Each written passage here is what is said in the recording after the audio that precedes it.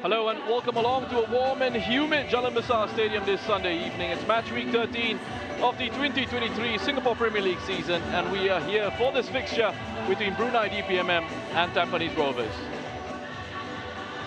Here's a look at how this match week has gone so far. Albirex went top of the league on Friday night after they defeated Balestier Khalsa 6-2 at Jurong East Stadium. Yesterday's fixture, Jalan Besar between the Young Lions and Jalan International, finished with a 2-0 win for the Eagles as they snapped their 3-game losing streak. Tonight's other match sees Tanjung Pagar United welcome the challenge of Hougang United, both sides looking for consecutive wins in that one. This is what the table looks like ahead of this game. Tampines Rovers a point behind Albirex Niigata in second spot. Their poorer goal difference means a draw will not be enough to return to the summit. Only a win will do that for Tampines. For DPMM, they can move ahead of Tanjung Pagar on the standings. Some of it will depend on how Tanjung Pagar fare against Hougang United.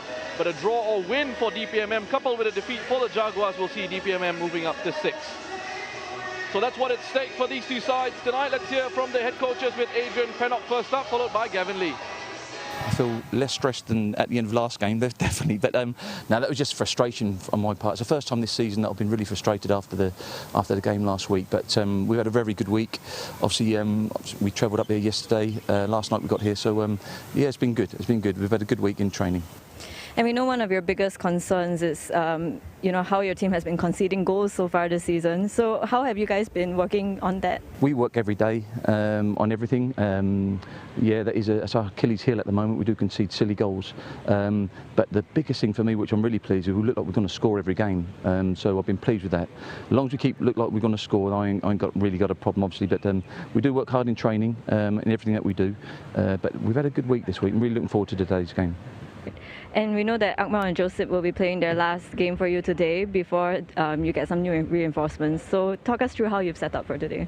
Today we've made some changes. Hanif has come back. He was suspended last week, the centre-half. Helmi is coming out just for a rest, really, whereas a little bit tired. So Faka's going to come in, and Juan has come back into midfield. So for Shafiq, young Shafiq, because Juan was unfortunately last week, he wasn't available last week just through family reasons. Yeah, we know it's going to be a difficult game. We know it's going to be a very difficult game, but we're really looking forward to it. So, Coach, you take on DPMM today. Could you firstly share your thoughts ahead of this match? Yeah, I think, again, every time we play Brunei, it's not easy. They're a very direct team. They're very good at what they do. It's very clear from their game against Sailors, as well as against Balestier, where they really push Balestier to the edge. And so that's what we're going to expect tonight. Right. And last time out against Young Lions, you said that your side suffered, especially in the second half. So what have you particularly worked on for that? Yeah, I think what I said was we didn't do well, not just in the second half, but the problems were evident in the first half as well, where we created too many opportunities for Young Lions to transition, and that's something we have looked into for today's game, because again, Brunei are a lot more dangerous, I think, on the breakaway compared to Young Lions, so we shouldn't try to make the same mistakes twice. Right. And finally, how have you set up for today? Yeah, very very similar to last game, just one personnel change in terms of Sai for Joel, because we think that maybe Sai can help us with that build-up in the first phase a little bit more. So let's see how it turns out tonight. All right, thank you, Coach. All the best. Thank you. Just hearing there from Adrian Pennock of Brunei DPMM and Gavin Lee of Tampines Rovers. And with me in the commentary position is former Tampines Rovers and Balestier Khalsa head coach Akbar Nawas. Akbar back in Singapore on his off-season break at the end of the Thai League season. Akbar, welcome back. Thanks for joining us on the broadcast. Thank you. I'm happy to be here doing this broadcast. What have you been up to? What are your plans going forward? Well, I've had my season finished. Now I'm on a break for 2 months, and I'm hoping to rejoin my new team in the Thai Premier League, League One, and hopefully the new season starts somewhere in August. Are you able to tell us the name of the team that you'll be joining? Yes, I'll be joining Nakhon Pathom. They were champions of Division 2 this year, so rightly so they got promoted, and I'll be joining them ahead of the new season. That's excellent. And since you're here, we have your expert insight. Looking forward to using that over the next couple of months or so. Tell me, what are you expecting from this game here? Well, I saw DPMM from the last game. They will definitely want to do something this game. They want to be more competitive.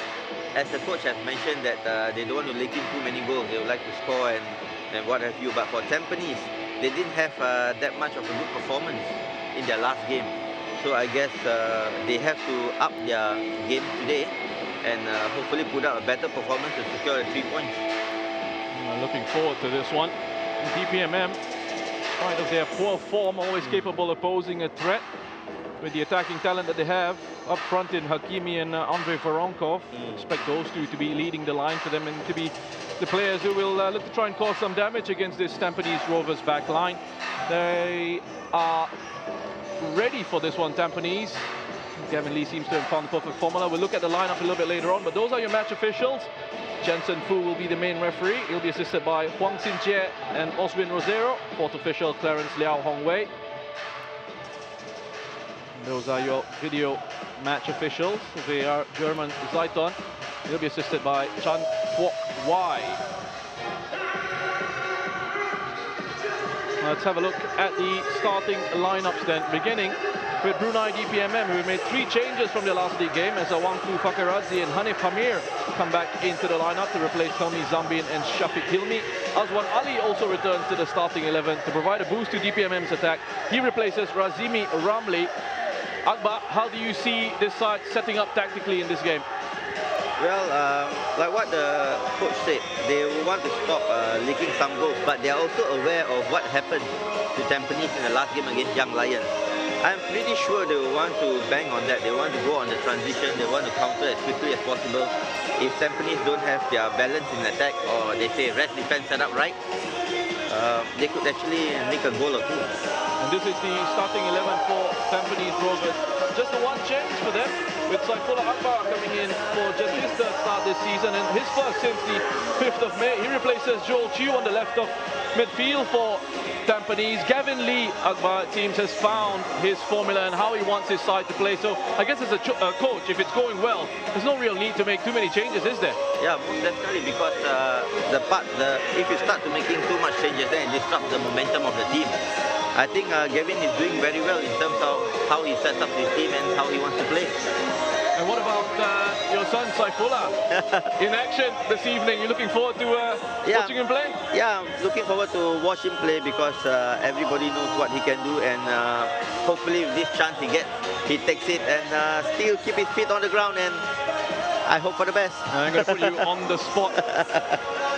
Adrian Pennock, all smiles. He wasn't smiling after their last game, saying that he wasn't too happy with the way they've been defending this season and the type of goals they've been conceding. And I wanted to get your thoughts on that, actually, Akbar. You know, when a coach comes out to say that, you know, you try and work on things in training sessions with your team, but then when they go out and play, mistakes are made. What is your thinking? What is your feeling? So as a coach, if you have been repeating those kind of sessions and drills in training, and you see that happening in the game, you get very frustrated. And you'll be thinking, why? What did I do wrong? So I'm sure Adrian might be thinking of that if it happens today. Well, Brunei DPMM coming to this game in a poor run of form. Just one win in the last 5 SPL matches. That victory coming on the 7th of May. They defeated Tanjung Pagar United 2-1 here at Jalan Besar. Prior to that, they lost to Albrecht and Tampines 2-0 in both matches.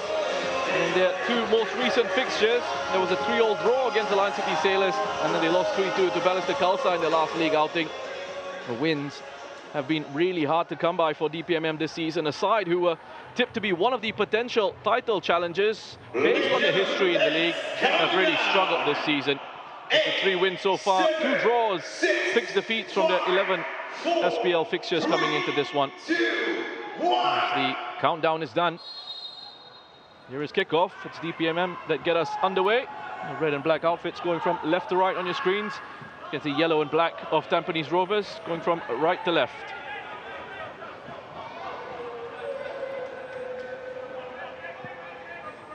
Now, Tampines, on the other hand, have been in really fine form. Their only defeat of the campaign so far coming on the 5th of May. That was a surprising 3-2 loss to Balestier Khalsa at our Tampines hub. They did rebound from that in some style though. 2 consecutive wins against Tanjung Pagar United and the Young Lions. 4 goals scored in those 2 matches, along with 2 clean sheets as well. In fact, they've kept 3 clean sheets in their last 4 matches and won 3 of those 4 games. Closest challenges to Albrechts Niigata this season is Jensen Fu. Decides he has to get involved early on. Having a chat with Fakaradze.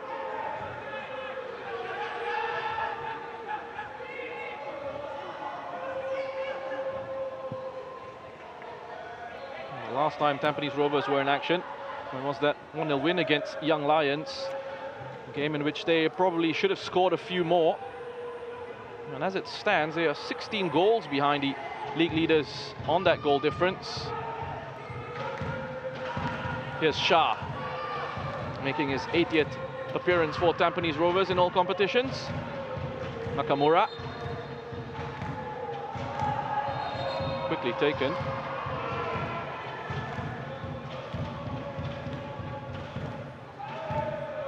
Yasser. Here's Shah. And again, you just have a look at Tampines Rovers, Akbar, and their sort of style is to try and dominate those central areas with the numbers there. Here's Saifullah, picking up in between the lines, out to Glenn Quay. There's a cross in, easily headed away by Martinez. Back out to Shah.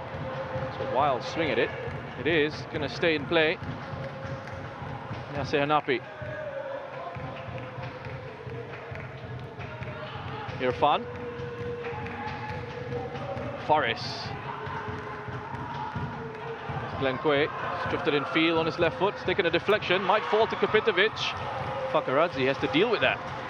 Yeah, as you rightly said, Tampines, they love to dominate the game because in doing so, they can have more chances of winning the game at the end of the day. But it is the overload in midfield that Brunei has to take note of, especially in the middle.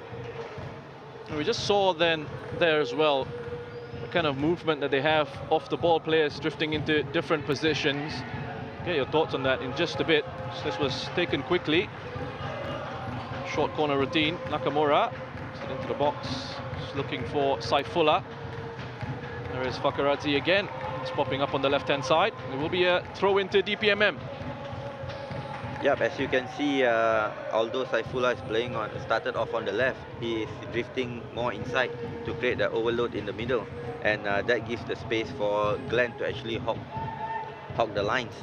Now, what do you think of Glenn Quay in that position? I mean, this has been a question that's been asked of a lot of pundits this season in the SPL. Glenn Quay was more of an attacking player, being asked to play in that left-back role. It's an attacking left-back role, but he's having to adjust to it. Yeah, I hope he adjusts, because I think he's a talented. He's a talent, and I think this position that he plays, he can make a name for himself. He could actually could be a mainstay in the national team. Seen him recently called up Singapore international side. Saifullah, neat turn. Up to Glenn Quay. Back inside, runs into a little bit of trouble, is able to bail himself out. There's Yasser. There's Irfan. He's got runners ahead of him. Looks to pick out Kapitovic. Skips up off the turf. Didn't carry into the penalty area as Jaime Nyaring was expecting. Kapitovic almost able to pounce on that. There's Zlatkovic. Saifullah with time and space to turn in midfield. So forward to Yasser. It seems that they have a lot of space in midfield, Tampines. Brunei could do well to try and plug those gaps. And do they find that space, Akbar, because of the movement of the ball from the Yes, Tampines players? most definitely. What we normally see as fans, we see them playing the ball from one to another, but the movement of the ball is what creates space. Simple as creating space for others. And you have those positional rotations in Tampines Rovers side. As Glenn Quay is bundled over. Quick start by Tampines, playing at a nice tempo early on, Akbar. Yes, it's a good start by Tampines, and I think they would want to start this way so that they could get on top of DPMM right from the beginning. Slatkovic draws the press, goes long into Kapitovic, who is such a handful. That's a yellow card for Angel Martinez very early on in the 6th minute of the match. Right decision, Akbar? Yes, rightfully. The ref got it right because Martinez just went at the back of Boris. And if Boris had gone through, it would be 1-on-1 with the goalkeeper, actually. They have these variations in their play as well. Tampines Rovers able to play it short, able to knock it long. Zlatkovic, who's been a very good signing for them. Angel Martinez with his 4th yellow card of the season.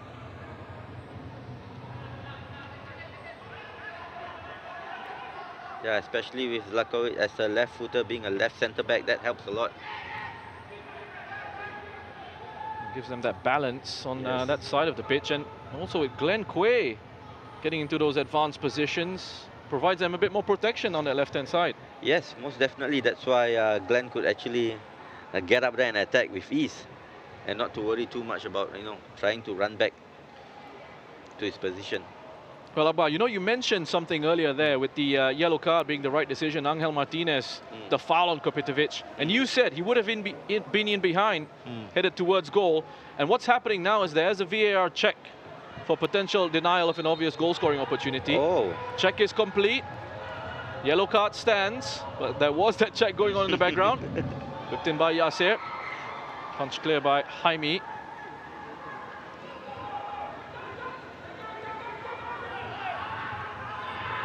Possession still with the away side. It's Yasser.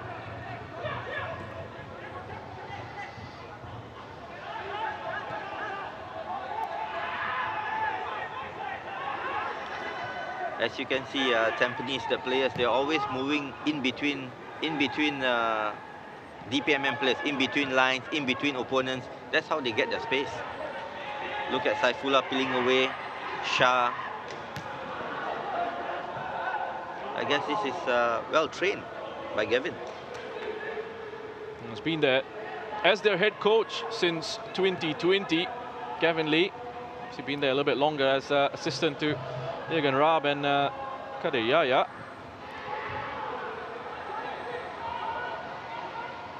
Player is very familiar with his style and what he wants from them.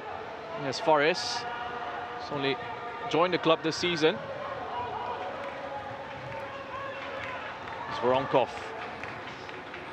So this is what Tampines actually have to be wary about. The moment they lose the ball, that transition. Look at how DPMM tried straight away to play to Voronkov. Well, you mentioned that term, rest defense. Yes. For people out there who might not be too familiar with that term, what exactly does that mean? It's just balance in attack. When you're attacking, what do your back three, or if your rest defense is 2 and 1, what do? They should not be, ball watching. They should actually be looking at the opponent, so that if there's a transition, they'll be right up there with them. Basically, preparation for an opposition transition.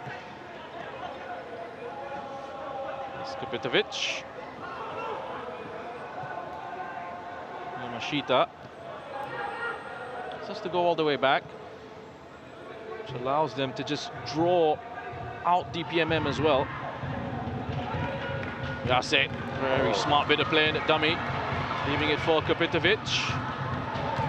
Yura Indraputra. Just puts it out for a throw to Tampines.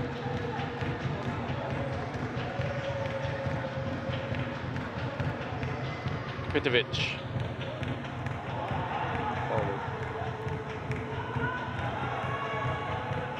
A lot no real composure in this DPMM defense at the moment. Seem to be unable to deal with the pace, Akbar, at the moment. Yes, they can't seem to be able to deal with the movement, the rotation, the positional play of the Tampines players. That's another yellow card. This time for Azwan Ali.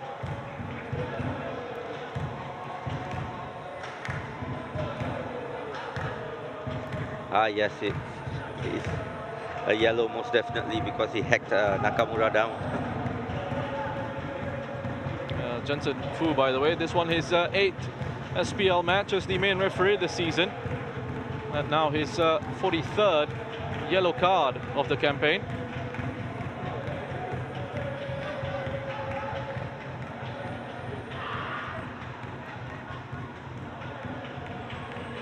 So it's going to be Kapitovic. Is he going to go for it? We've seen him score from situations like this time against the wall. Ball falls to Nakamura. Irfan Najib. Shah. Gets it back from Nakamura. Yamashita. Pushes forward into midfield with it for finding Shah. Spacey. As Saifullah in behind DPMM's midfield line. Here he is again, give and go. Shah Shahiran. Looks so slick here, Tampines Rovers, from right to left. Glenn Quay up against Fakaradze. He's done a good job in the 1v1. Voronkov takes it away from Shah. The referee deciding that there's not going to be any advantage for DPMM there. Just brings it back for a free kick. A foul on Azwan Ali. It's Shah who's come off worse, Akbar. Yeah, it looks like he hit his head. Oh. That was a knock to his head, right? It looked like an accidental arm cross from Azwan Ali. I don't see much foul on it, but definitely accidentally. He's got to be careful as well, Azwan Ali, already on a yellow card, and Shah is actually asking the question of the referee. And an update here, Hougang have opened the scoring against Tanjung Pagar. Christian Krajcek on the score sheet for them. Well, it's another side who have been very disappointing this season, Hougang United. Another one who were expected to challenge for the title this season. It hasn't quite worked out that well for them, making that coaching change with Marko Kraljevic coming back in. Well, he has a tough job ahead of him with the games coming up, but hopefully he gets his consecutive wins. And picked up that win against Jalan before their break. Back in action. Back here, Jalan Besar. Voronkov is into the area. Great block by Yamashita off the line. Wonderful awareness of the danger that comes sliding in. This is what Tampines need to be aware of. If they are complacent in the way they build up in the defensive third, this can happen. He was switched on there, wasn't he, Yamashita? Yeah, but he defended well.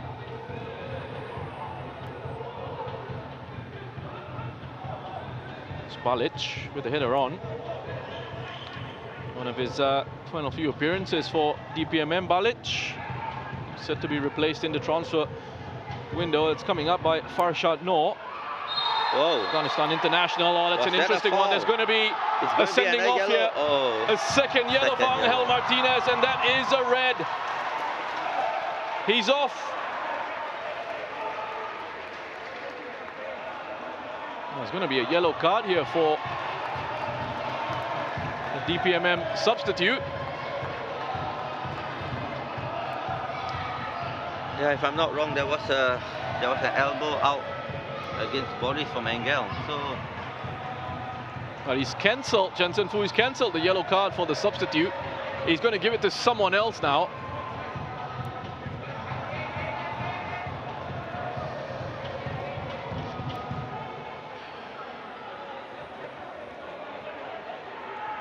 Well, just have another look at this, Akbar. You talk us through it. What do you think of this decision?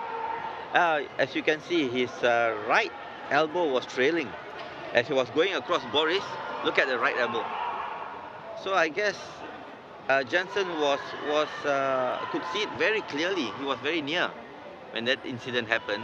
So rightfully it's another yellow, and unfortunately 2 yellows makes a red. Well, Angel Martinez, a couple of yellow cards in quick succession there. I will totally change the complex of this game. Tampines won't complain though. No, they won't. They will absolutely take this. Of course they will.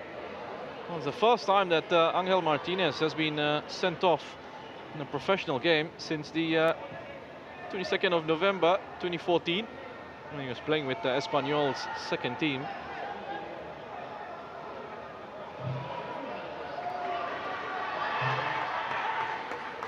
But let's see, you never know. Sometimes it's tough playing against 10 men.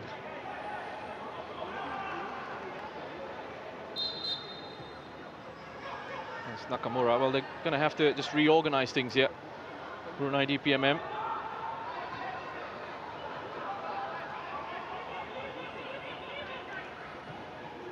Yeah, looking more like a 4-4-1 shape. There's Yasser Napi releasing Kapitovic. He was stuck back there by Hanif Amir. The referee says no foul this time. Well, just to clarify for you out there, in case you were wondering why there wasn't a check on the yellow card, on the second yellow card, there can't be a VAR check for that because it wasn't a straight red. They have to stick with the on-field decision. The only thing they could possibly have checked for was potential award of a straight red card. So it was just Jensen Fu making the call there with the second yellow. Not something that VAR, in the way it's supposed to be used in the regulations, could get involved in. Saifullah releases Kapitovic. He was quick off his line there, Jaime Nyaring. Looking very dangerous here at Tampines Rovers. Nakamura. Yasser.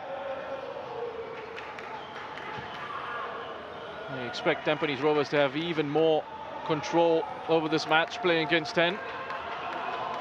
Nakamura. Zlatkovic. Glencoe. Sends it in. Took a bit of a deflection off Fakaradze. Saifullah was trying to get on the end of that. It was a good cross by Glenn. If Saifullah would have got a touch to it, it could have been a goal. Well, just to update you as well, that yellow card that was shown to the substitute by Jensen Fu was the number 9, Abdul Azizi Rahman. So he's been booked on the bench. Flag up for offside.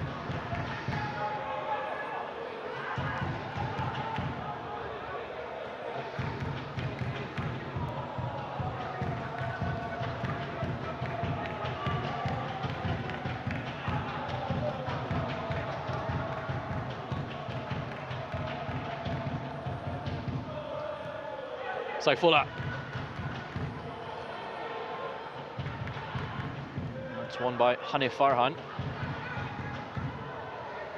Two Hanifs in the DPMM starting 11. The other one, Hanif Hamir, number 13, in central defense for them.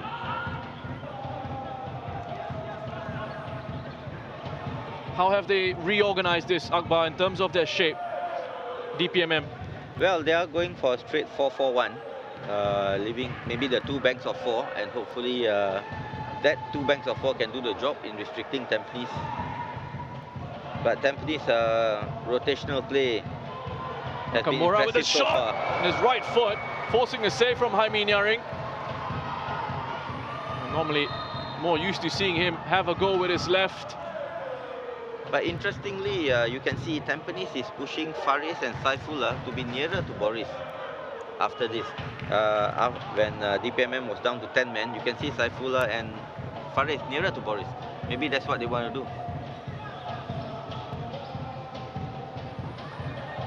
Trying to overload DPMM in those areas of the pitch. Yes, and link up with Boris, and then with those final pass.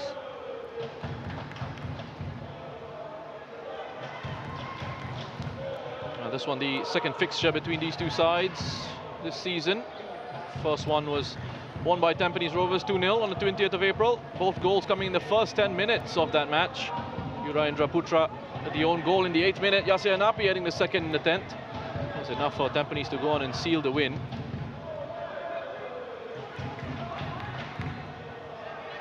Zlatkovic.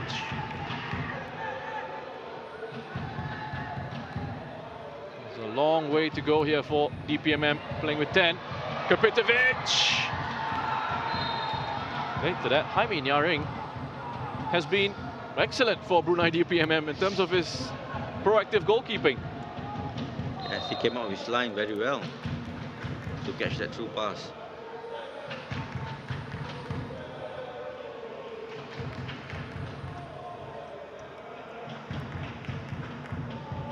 I guess he got caught by a trailing leg from Boris. He's going to have more competition in the goalkeeping department. Jaime Nyaring has been starting games regularly for DPMM this season. Akmal Tursunbayev, 30-year-old, he's going to be leaving the club as well. He's going to be replaced by North Macedonian Christian Naumovski. Has 5 international appearances for North Macedonia. There's another look at this opportunity here, Akbar. It's going to come from Nakamura. Well, you can see what he was trying to, just trying to curl round the post. But the goalkeeper read it well.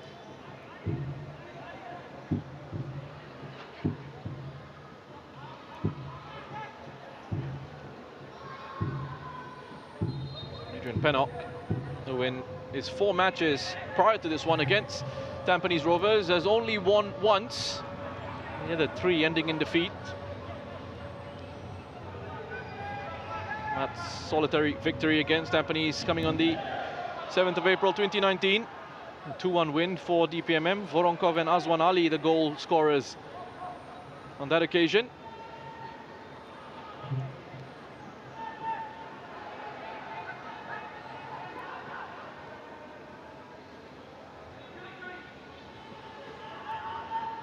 It's Voronkov.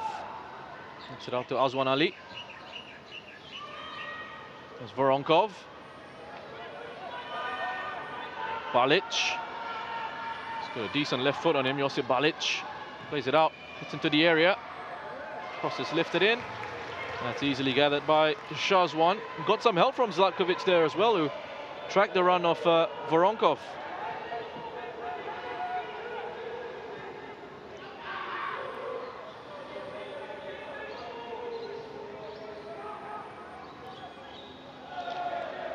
The first time for DPMM since they've gone down to 10 men that we've seen them construct an attack.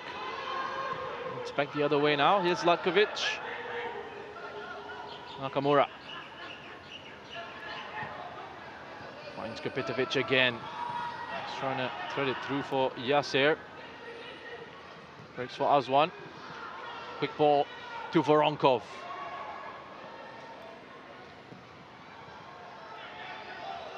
Tried to find Hakimi. Eventually does fall to him. It's Fakaradze. Now these moments, Akbar, for DPMM to hang on to possession here for as long as they can are crucial, aren't they? Yes, because the moment they lose the ball, they know Tampines can play their way out right up towards their own goal. It's very important that they try to hang on to the ball as much as they can before launching an attack. If not, they will tire themselves. But you can see what DPMM is trying to do. They're trying to just stay compact. It's Yasir. And Shah.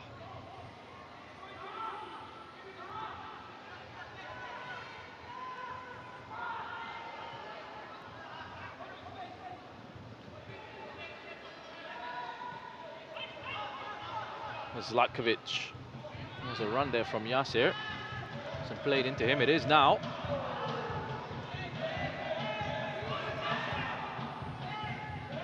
The work and opening. Tampines Rovers. Not happening down the left. Back in field.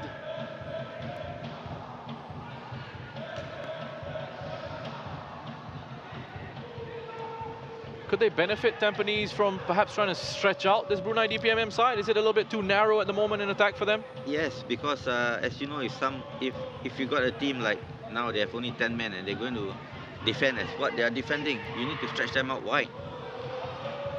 Because we can see they are defending very narrowly. Maybe you could just stretch them out wide and then come back in again.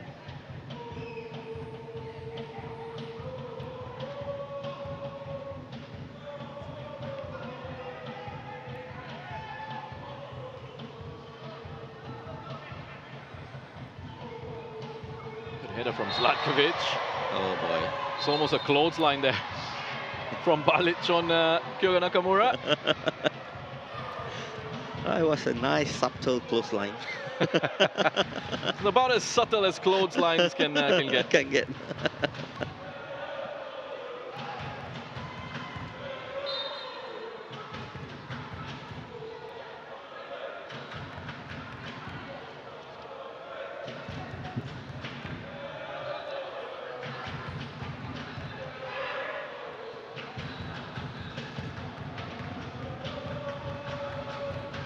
Tampines are unbeaten away from home this season.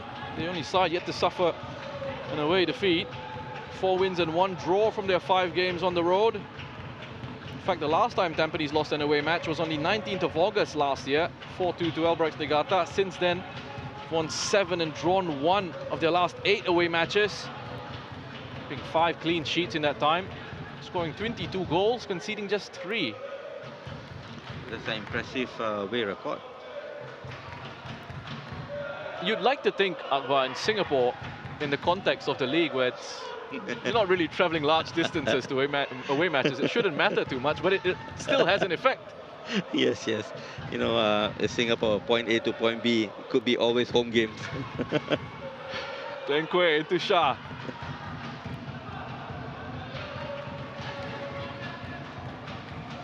Zlatkovic. Yasser.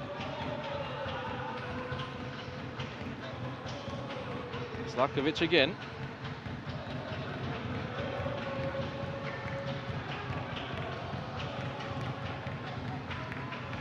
Nakamura.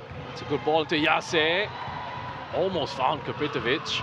A decision for Jensen Fu to make here. He says no penalty, but it will be a corner. It's interesting to look at it. It was Hanif Farhan. You tell me, Akbar. Yeah, he just tripped on the ball himself. I thought there was something to it. Nah. Replay helps. Well, that's what the VAR will be looking at as well. Those replays. Check in progress at the moment for a potential penalty.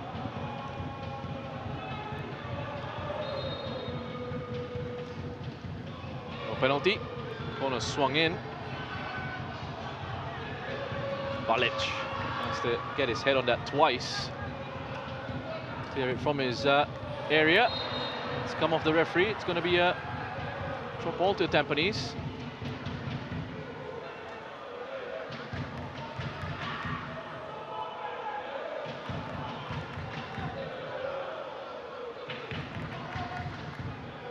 Touched on first time by Yasser Kapitovic again with the spin. That's come off the post.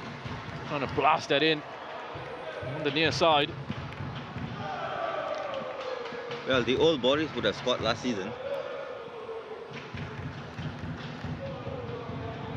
35 goals in the league last season, Boris Kapitovic, but he's so difficult to deal with in those situations. What do you tell your defenders when you're coming up against a player like that? Well, you know, he will always lean on to you. It's either you allow him to get the first touch, then you go for the ball.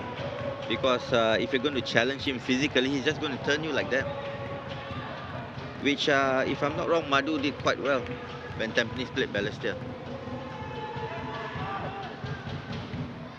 So advice would be just to give him some space Give him instead some of getting space. touch tight. Yep. but then allow him to have that first touch and then you go. Razwan looking for Voronkov. Yamashita was there. Flag has gone up for offside. It's against Voronkov, I believe.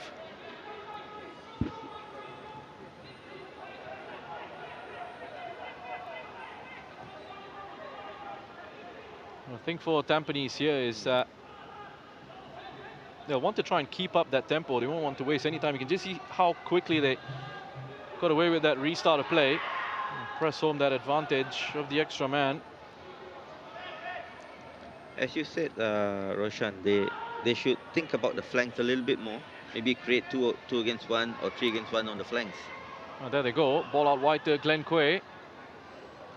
Yep. Done well to drive into the area. Shah.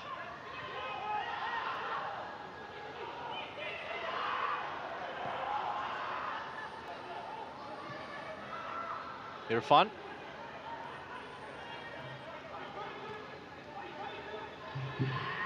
Shah. Saifullah. Nice idea. Give it back with the first time pass. Looking for Shah. They've won a corner out of it. That's one way to break compact defense, actually. Those little 1-2s, those little passes that you need to do.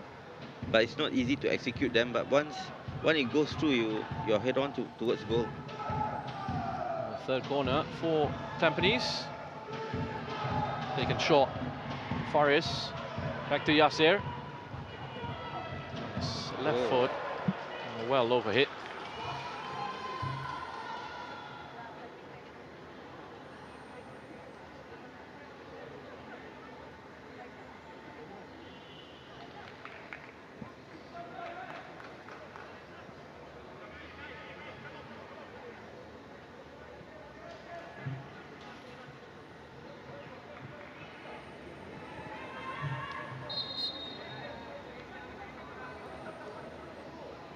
Must be pretty frustrating for Gavin to have the scoreline still at 0-0. Having a man up.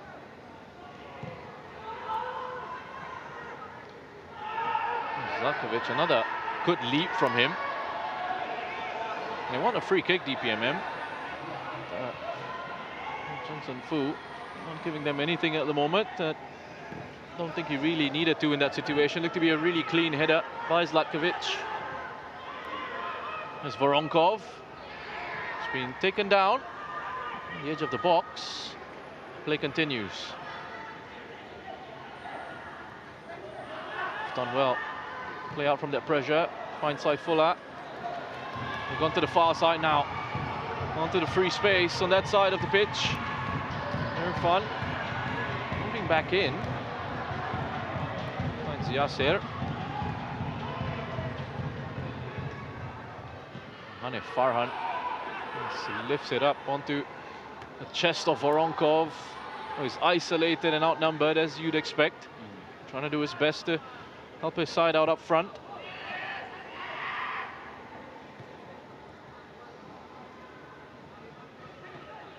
Yasser just exchanging passes with Shah.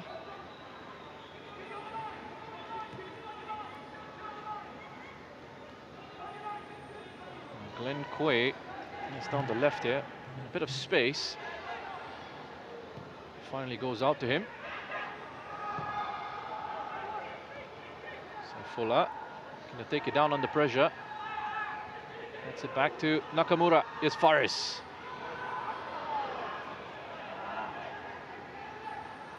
Number 2 in central midfield, Hanif Farhan and Josip Balic having to work very hard.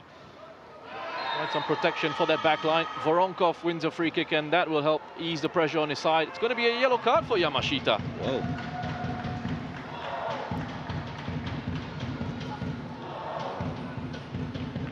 Yeah, he pulled him down there.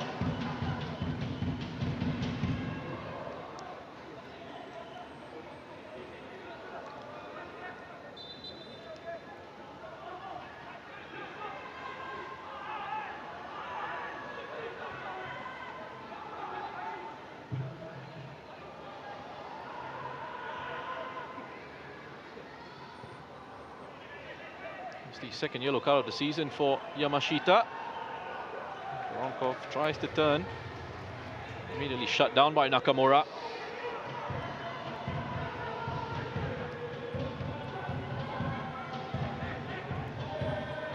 Zlatkovic burst into Brunei DPMM's half. Releases Forrest. Continues on his way into the box. Forrest with the cross. Meets the head of Zlatkovic. Stayed in the area. Here's Saifullah. Gets to it ahead of Fakaradze. That should be a free kick. It is going to be a free kick. And a yellow card for Fakaradze. Actually, what Milos did just now, to drive through, to attack the space, I think that's what Tampines needs to do. Either they need to attack the space faster, or they need to play, to up their tempo a little bit more.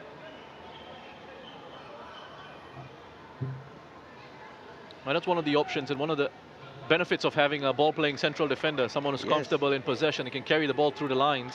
See, when he attacks that space, it pulls one or two DPMM defenders away, and it creates all the passing channels. This is going to be played in by Yasser Hernapi. Tampines mostly setting up towards the far post. It's easily dealt with by Jaime Nyaring. It gets a good punch. It's Glenn Quay.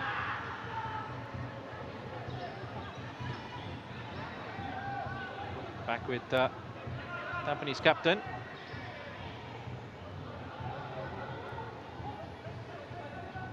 Nakamura. Lifted into the path of Faris Ramli.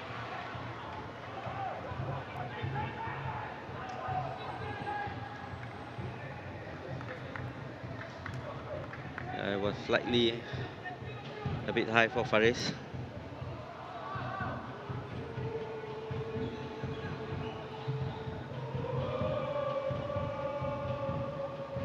Because for DPMM, as long as it's 0-0, they'll be happy to take it right to half-time with this scoreline. Well, if you gave them the chance to take a 0-0 now, they'd be delighted with that. I'm sure they'd bite your hands off. Take that point, considering the situation that they're in. Yep. Nakamura. Out to Irfan.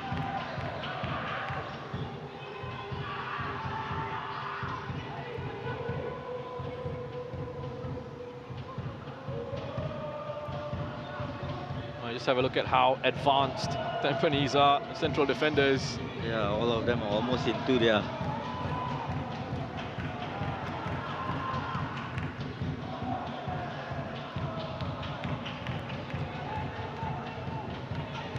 They do look like they're still trying to go down through the middle here, Tampines Rovers. Yeah. With their DNA.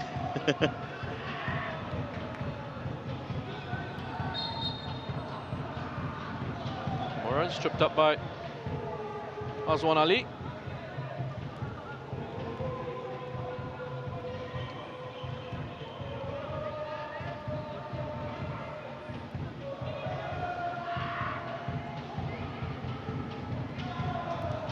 Forrest.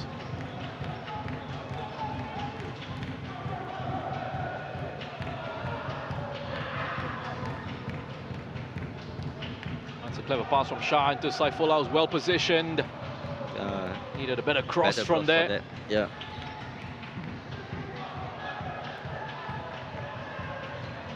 Well, he's taken up some good positions, Saifullah, in behind DPMM's midfield.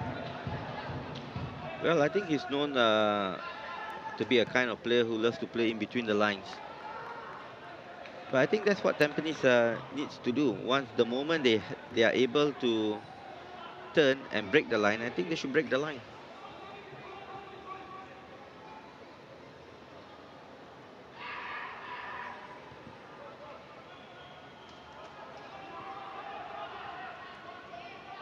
When they do get into those positions like that, with Saifullah earlier, for example, he turned, he had actually time and space on the ball. Could he have driven at that defense? Exactly, you said it right. Because once you drive towards the defense, you will actually pull one of the players away, and then you could create 2 against 1, 3 against 1. Touched on by Saifullah into Nakamura. Kapitovic trying again to be a physical nuisance in the box. Won it back quickly. DPMM's defense exposed now for the moment.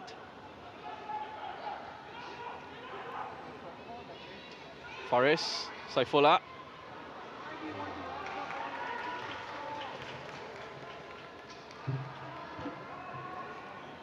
No, you're pointing out something just there, Akbar. Tell me, what was that about? Well, I mean, as you can see, when they're attacking down on the flanks, you could only see Boris inside the box.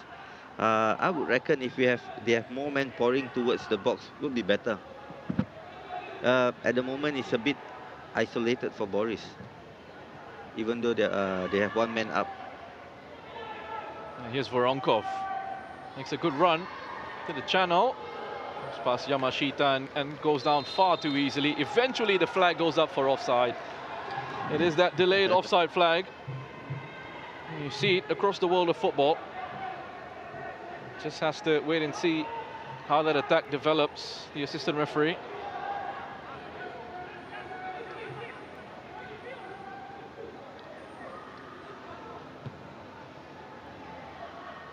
Nakamura, lovely pass out to Faris.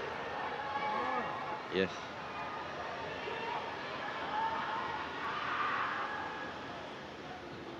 Out to Faris again. Finds a bit of space to get across in. Yasser with the header. Really no pace on that header to trouble Jaime.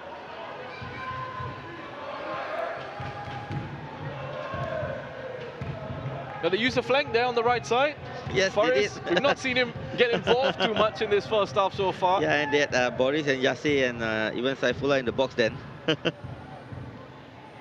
Well, if you can do that more often, maybe there'll be some threat towards DPMM's goal. And two players are down here. One of them is Shuya Yamashita, the other is Hakimi. Hakimi is holding on to his ribs. Yamashita clutching his knee. And he looks like he's going to be okay. It's Hakimi who's still stayed down. As you can see, Gavin is giving some instructions there. What do you think, if you're in his position, what do you think he's telling his players now? Especially, it looks like he's having a chat with Glenn Coe there. I think probably he will want them to build up more on the flanks, and he want them to actually attack DPM with a much higher tempo. I mean, if you can draw them out, but the moment you have space, and when you turn you have space, let's just break the line.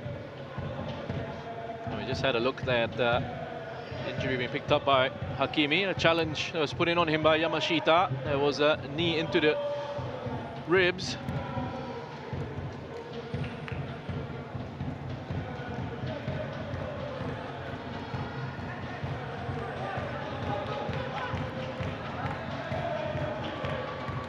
There you go, Kazuaki Yoshinaga in attendance, looking on. Having a look at his competition for the league title this season.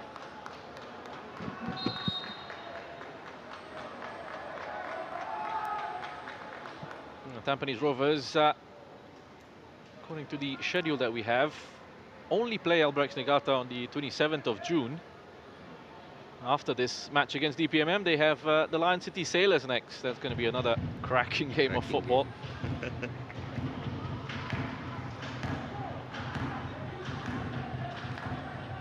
4-3, remember, the first time those two sides met at our Tampines hub.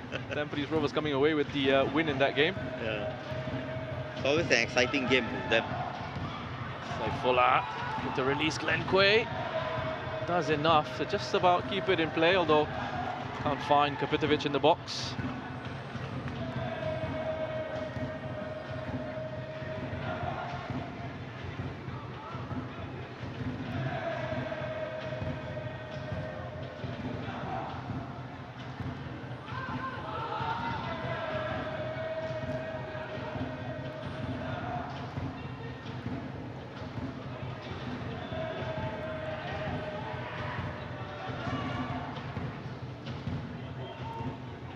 Tampines still looking for that breakthrough as we head towards half-time. There's Glenn Coe. The way to Faris. Kapitovic Back to Faris. Chance for the shot. He must have been close there. Had Jaime Nyaring scrambling. Worth the shot on his left foot. That was actually a very good cross by Glenn. He actually meant it.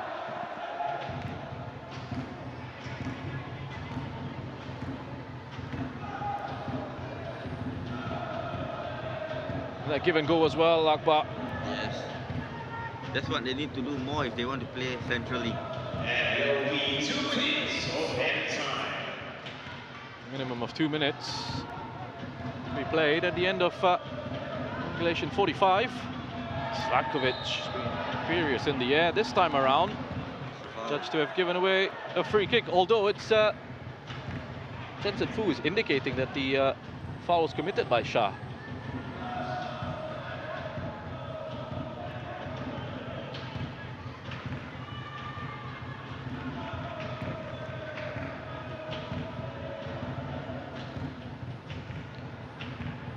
I don't see too much into it, but well, it's a foul for DPMM. Well, I think they'll be delighted there that it's actually been brought back, because that would have been a waste of a free kick. They were trying to take it quickly. Too quickly. And they get another chance here, DPMM. Yes. Got Azwan Ali on the outside. It's to go towards the far side of the box. Easily dealt with by that Tampines defense. Here is Hanif Farhad.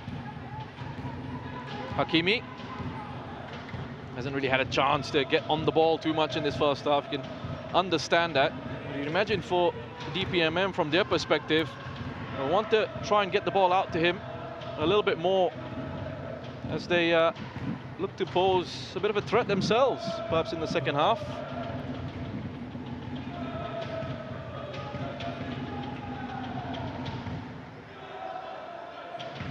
Voronkov to Hakimi. A real good partnership that's formed between those two.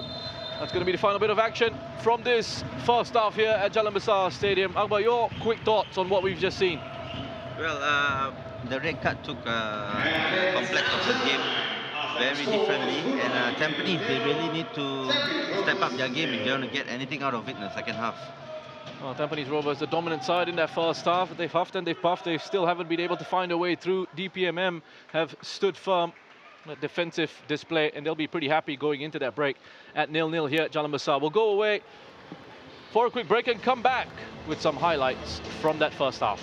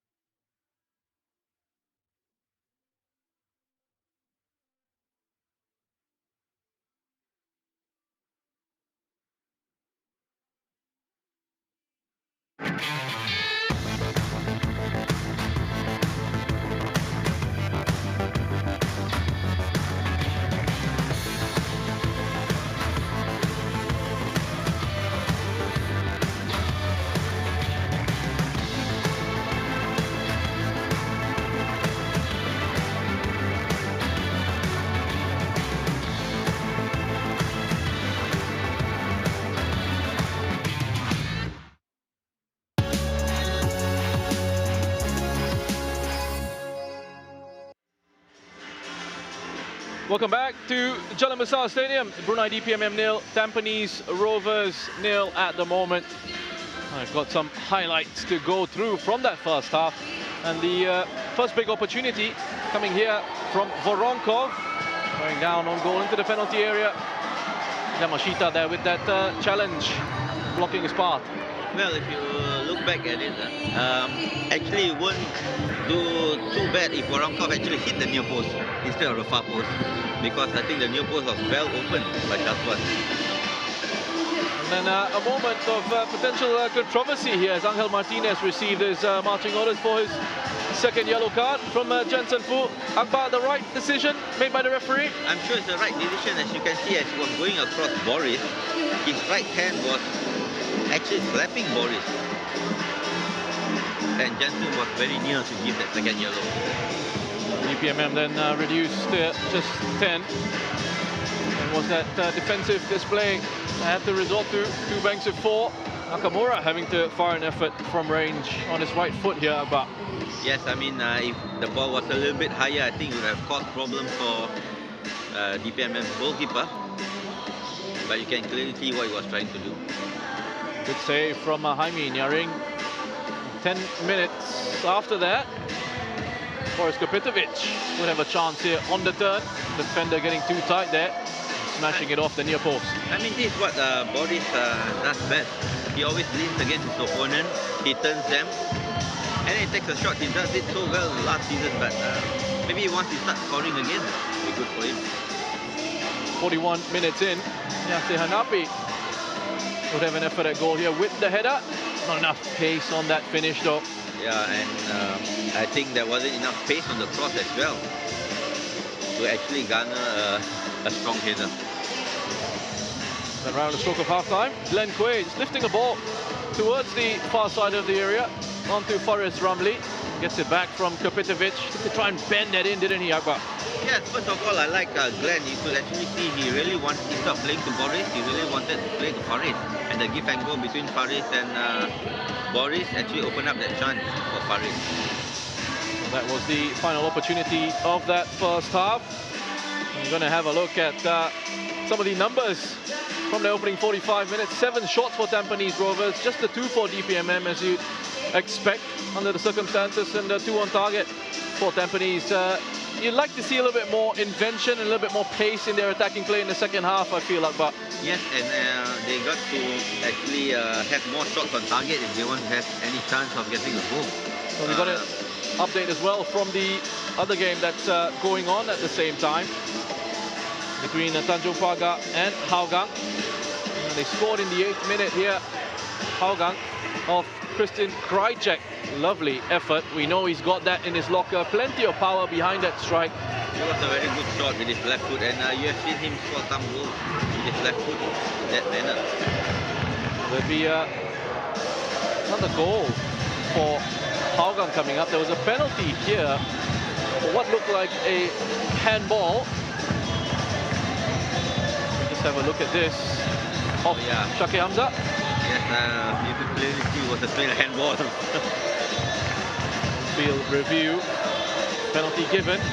Emireka would step up to slot that away pretty nicely. Yeah, it was a good penalty for Amy. Put it right at the bottom corner. So that's what's happening at Jurong East over here at Jalan Besar. It's still 0-0 between DPMM and Tampines Rovers. We'll go for a quick break. Second half coming up.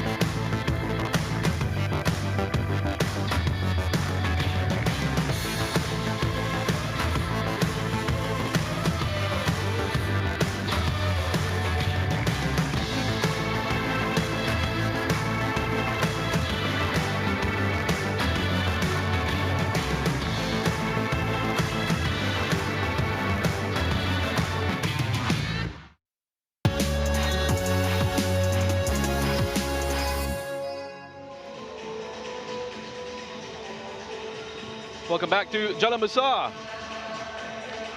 Just ahead of the second half, Brunei DPMM 0, Tampines Rovers 0.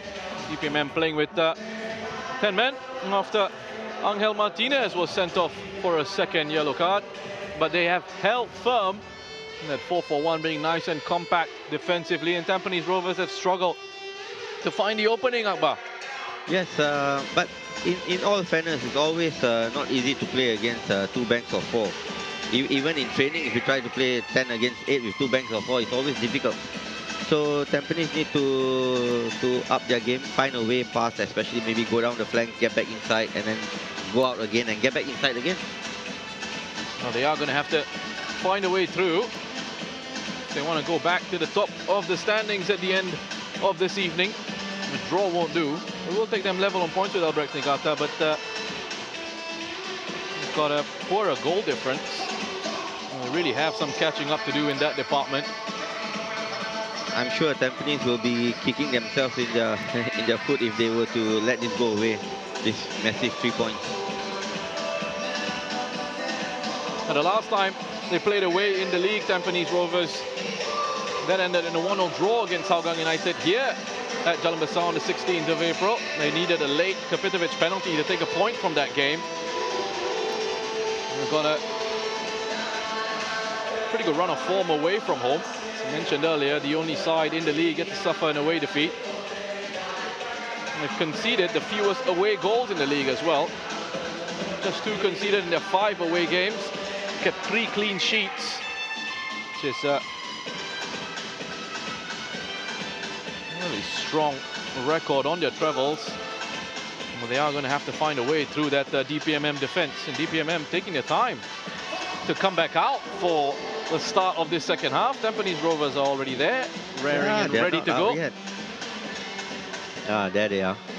Here they are, emerging from the tunnel. Now, DPMM are unbeaten in their last 2 games here.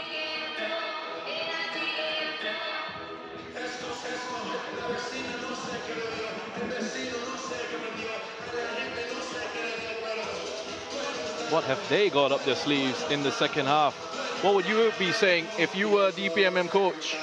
Well, I would stay compact, frustrate Tampines as long as I can, and hopefully nick the win to Voronkov and then try to take them on the transition, because Tampines would 4 men forward.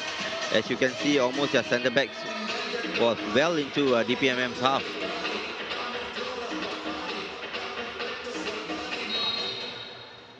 We're underway. Jalan Besar, Tampines Rovers, yellow and black, going from left to right on your screens. Tampines Rovers and Brunei DPMM.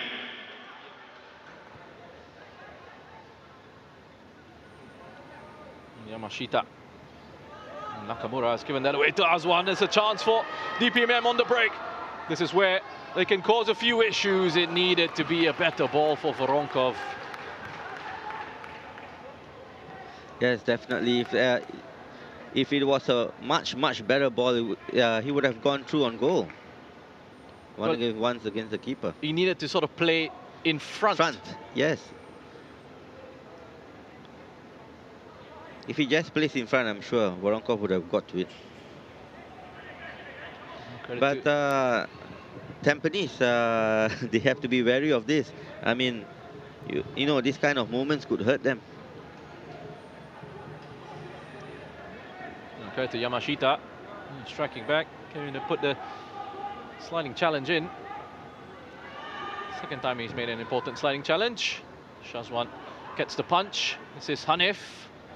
Back into the box, Voronkov on the turn. It's going to be another corner for Brunei DPMM. Nice positive start to the second half for them. Yes, looks like DPMM got 2 corners in a row, and oh my, what a game it would be if DPMM scores.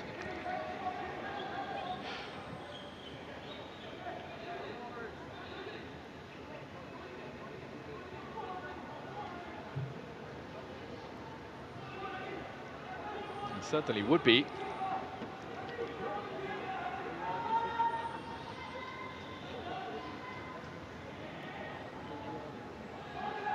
Azwan. Put it away by Yase. That's Glenn Quay. Fakaradze has to deal with that, and he does. It's going to be a throw-in for Tampines Rovers.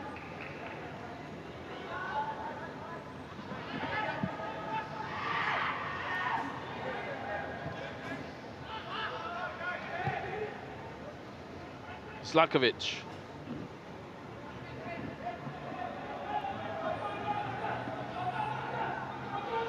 And Quay. You can just see how compact it is between the lines there. DPMM so deep. Hold their position. A defensive line at the top of the penalty box. Midfield is just collapsing in on them as well. Exactly, it's always not easy to play against those kind of defenses. Tampines got to be a little bit more patient.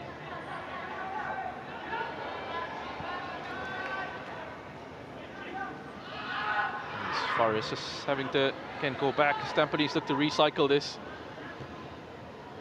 Start from right to left. Here's Zlatkovic being invited forward. A slightly overhit pass.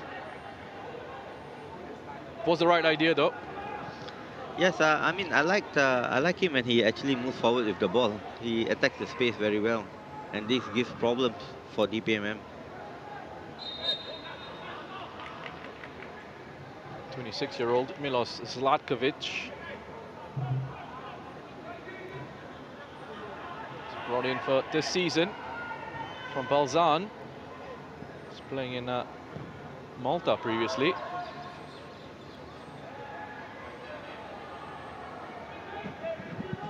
He's former Serbian youth international at the under-17 and under-19 level. Speaking of former youth internationals, Kyoga Nakamura also represented Japan in the under-17 World Cup. It's Glenn Quay.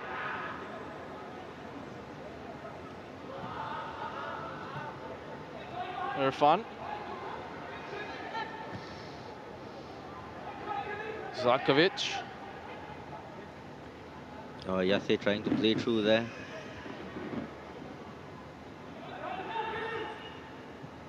Yasser. Looking for the return pass to Glenn Quay. That's good tracking back by Fakaradze. Azwan. Taken down. Second pass.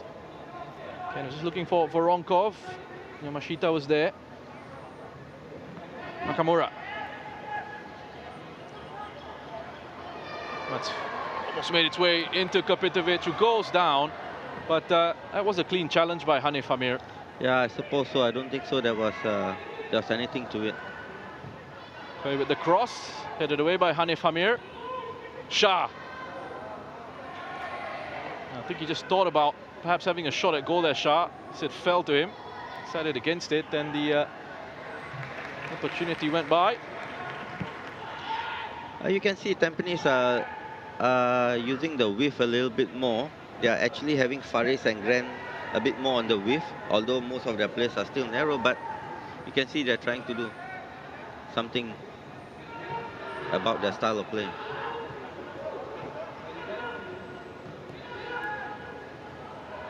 Voronkov has to drop very deep as well. He's able to help his side build. There's Balic.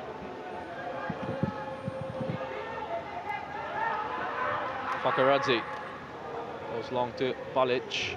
One for him to chase. Forces a throw-in of Zlatkovic.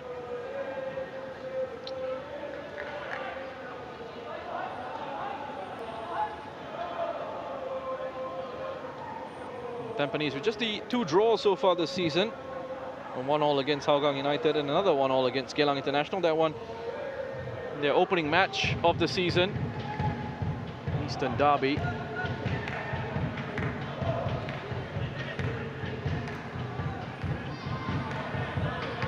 Azwan picks it up again.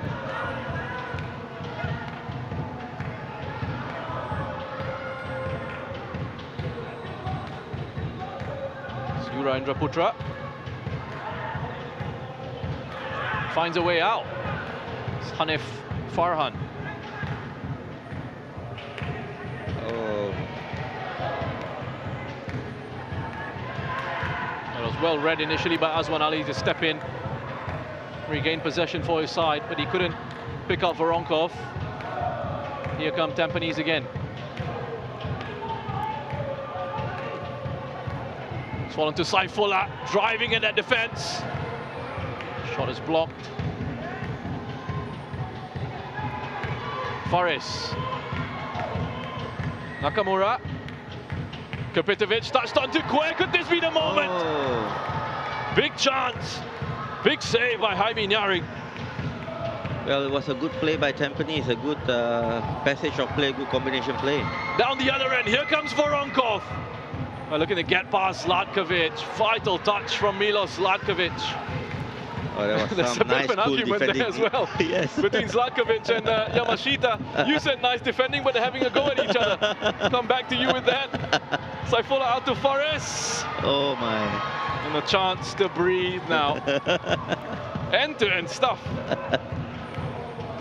There's a look at this opportunity, Akbar. Yes, it was a good move by Tampines. It actually was well worked, not only by Nakamura, by Boris, towards to make sure the ball lands to Glenn. Now let's go back to the fight that was going on between Zlatkovic and Yamashita. It looked like it was cool, calm defending, Yes. but they apparently weren't too happy with each other. I thought Yamashita was very calm in that area, but maybe before that. I mean, not too pleased with Zlatkovic's positioning. Yeah. As Yase, Yes. between the lines, releases Yes. Kapitovic. This should be it.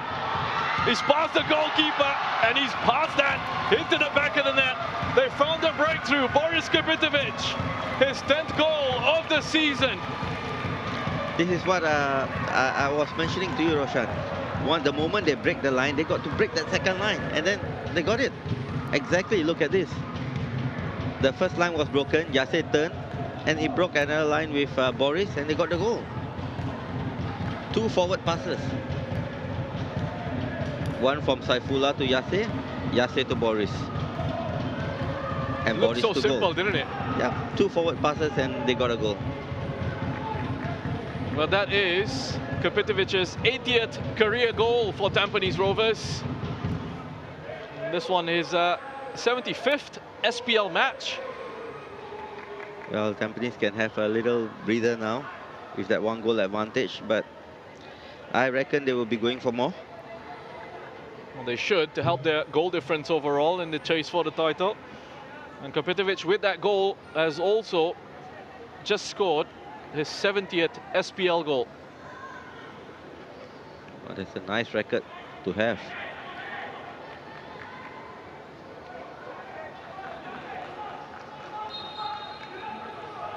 Goal for Tampines. Score number 9. Boris Kapitovic.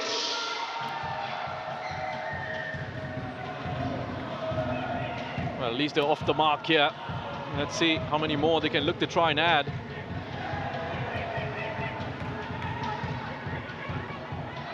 DPMM, how do they respond to this now as well? Do they fall apart? Do they keep up the fight? Here's Glenn Quay. Lovely ball in. Kapitovic just leaning back. What a chance that was to add a second. That was not one to miss. For sure. Look at the quality of this delivery from Glenn Quay. If I was on a touchline, I would hang him by the lights after the game. I guess. No, I'm serious. That was not one to miss. Top of the 6-yard box, right? You expect a player of his quality to put that away. Well, a change here for DPMM. We've got the number 20, Awanku Fakaradze, coming off. He's been replaced by Helmi Zambin.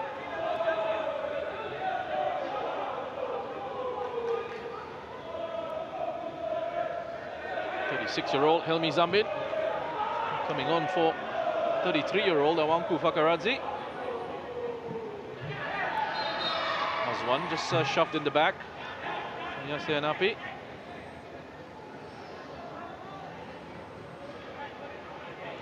Well, as you can see, it's always, once you use your hands against an opponent's back, it's always a foul. He can't complain too much about that.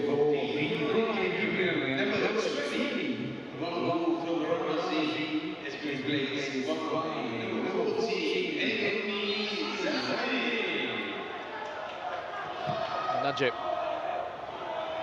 Just floats that diagonal out to Balic. To clear by Zlatkovic. Hanif Amir. Good idea. Nice ball out to Azwan. The stretch to take it down. Just hurt himself in the process.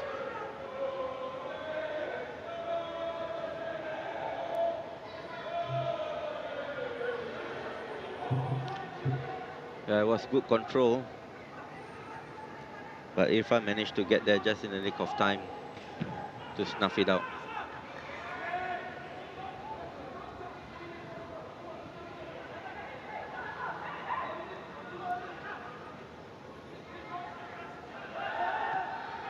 Voronkov just waiting for the ball.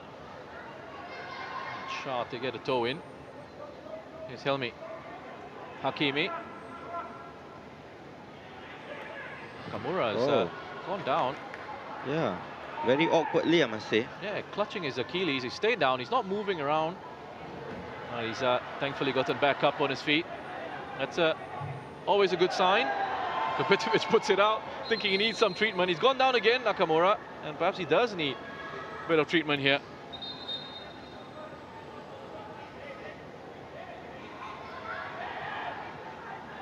Did he turn his ankle? Let's have a look. Just feeling his Achilles there.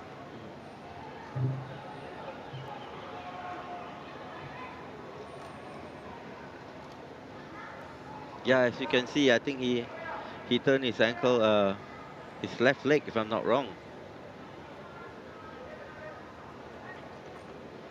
But I'm sure he'll be able to jog it off. He'll feel the pain after the game, though. He's going to be all right. Familiar faces there as well. Taufik Suparno looking on from the stands.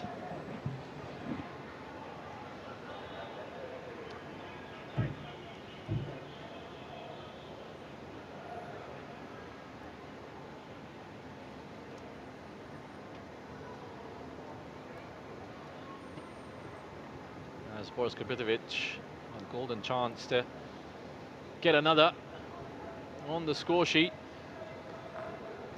It's 5 goals in his last 4 SPL matches now. Scoring in those streaks. It's something he did last season when he was banging in the goals for fun. He starts going on those goal-scoring runs. He can be incredibly difficult to stop. Full of confidence.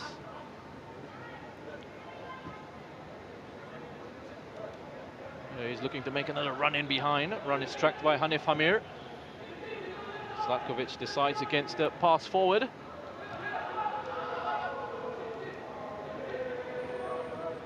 But we've seen in a number of situations, Tampines Rovers this season, they manage games very well. Once they get into a position here where they've taken the lead, they tend to see out those wins, and they're quite happy to slow the pace of the game down. I think all boils down to their identity. The way they play, the way they like to keep possession of the ball. So, habitually speaking, even if they don't want to, they'll be doing it. So that, in a way, you manage the game. There's a ball over the top for Yase. Cut back into Shah.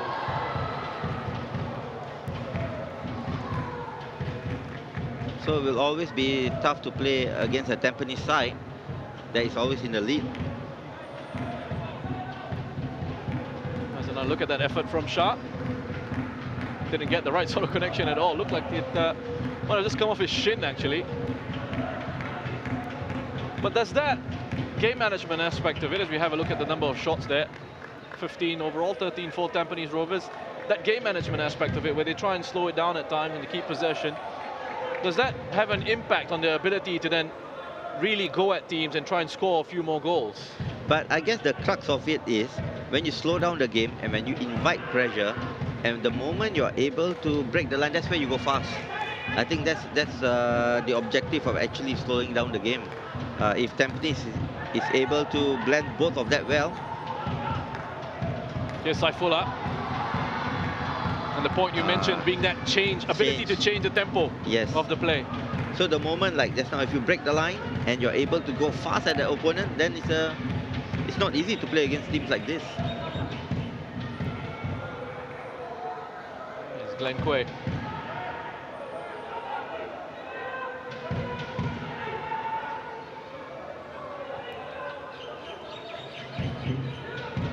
Zlatkovic. Flicked on nicely by Yasser. Faris has got space in the box. Heavy first touch. I remember when I was in India when we played against FC Goa. They had a Spanish coach, and that year they won the title. And when we played with them in the cup, in their half they played so slow. But the moment they get into the opponent's half, wow, they were very fast.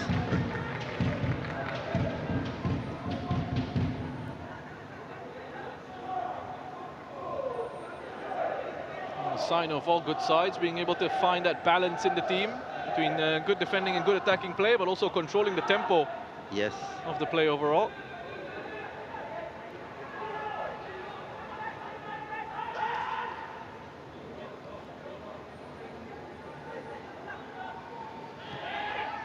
Yasser. First time switch out to Glenn Quay by Shah. Nakamura making his 98th appearance in the SPL. Kyoga Nakamura, his 5th season in Singapore football. Faris. Yasser. Challenge that was put in by Hanif. That's good to see Tampines playing a little bit more quicker.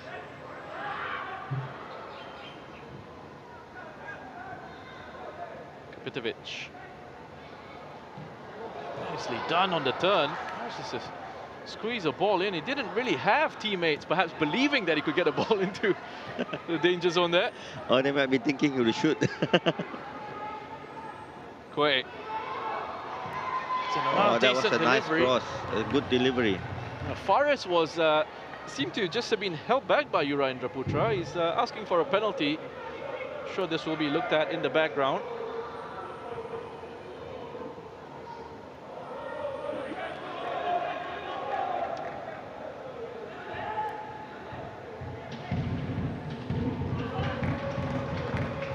Would you say, Akbar, there's been a bit better use of the flanks for Tampines Rovers in the second half? The way drawing DPMM in before releasing someone like Glenn Quay on the left, for example? Exactly. I think second half they did much better, trying to get the ball out wide and get back in again. And they're playing with a much better tempo. Yasser finds Faris.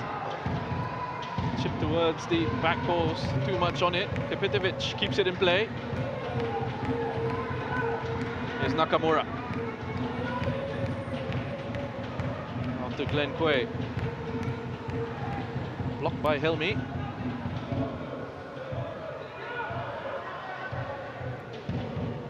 Shah.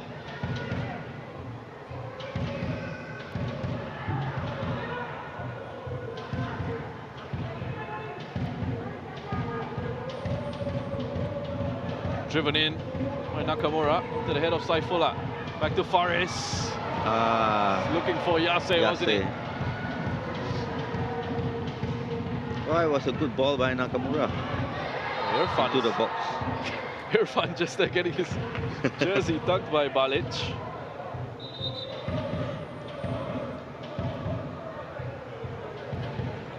If Tampines keep going, having a go at them at this pace, at this intensity, they might get a second goal.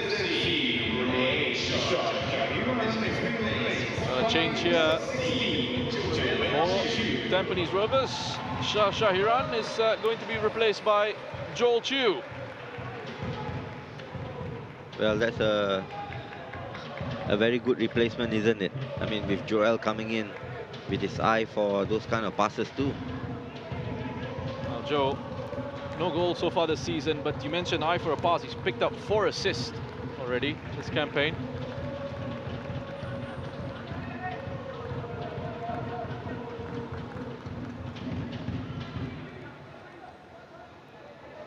What did you make of Shah Shahiryan's performance? Well, I guess he had a decent performance. I mean, Shah being Shah, he controls well in the middle of the park. He's a good number 6. He makes sure he breaks up the attack. And he did a pretty decent performance today. Here's Hakimi. Trying to break free down the right. It's been held up by Glenn Quay and Joel Chew. Still battling away. Some good tenacious play by Hakimi. Still in possession. Well, he's done brilliantly to win a free kick. Yeah, most definitely was up against almost 3 of them at one stage. I mean, he's a talent to have in the DPMM side. Yeah, he's such a good player, Hakimi. It has been actually a joy to watch him play. Yeah, it certainly has. 20 years of age. In a side that's struggling, he's got 5 goals, 4 assists, Hakimi. And he's one of those players, you know, we see in leagues across Southeast Asia who've opened up a slot for ASEAN talent to come in. He's one of those players you might be looking at coming in. Yes, you never know. I think most of the countries have opened up the ASEAN slots a lot. And some of these players might get a chance. I'm sure he's being well taken care of by DPMM. Wow, what a You shot. can see what we mean by that. What a shot. His quality. That was a quality free kick. Look at that.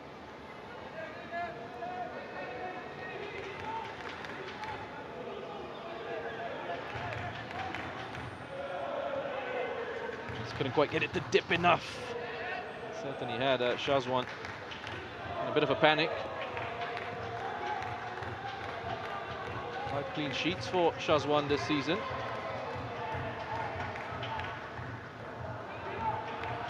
Making his 152nd appearance for Tampines Rovers. Shazwan in goal. Largely untroubled this evening. He was there with that free kick from Hakimi. Saifola. Lovely diagonal out to Glenquay. Pinpoint pass. Slatkovic. Nakamura.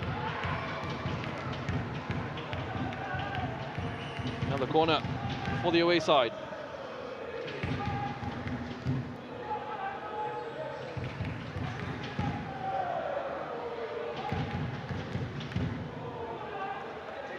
It's Hanif Farhan who's just gone down. I mean, Tampines is definitely trying to go for the second goal. Yeah, I'm sure those supporters in the stands that we just had a look at would love to see a few more goals.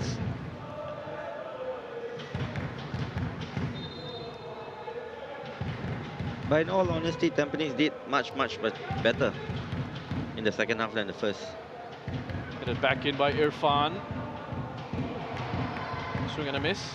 Joel Chu gets to it. Here's Nakamura. Cleverly lifted into Irfan Najib. Oh, he's made a meal of that. A chance for the second goal from Tampines Rovers. Yamashita unable to put that away. Oh, that was a great chance to get 2-0 up. Yeah, just the goalkeeper to beat. I mean, this ball somehow trickled to him. Just the goalkeeper to beat, but what a save. I guess it was a good save in the end. Well, he's made some big saves. Look at that. Yep. Shuya was going for the far post and he read it well. Well, Jaime Nyaring has perhaps been one of the most consistent players, along with Hakimi, for Brunei DPMM. He's made some big saves for them this season. He's been really involved.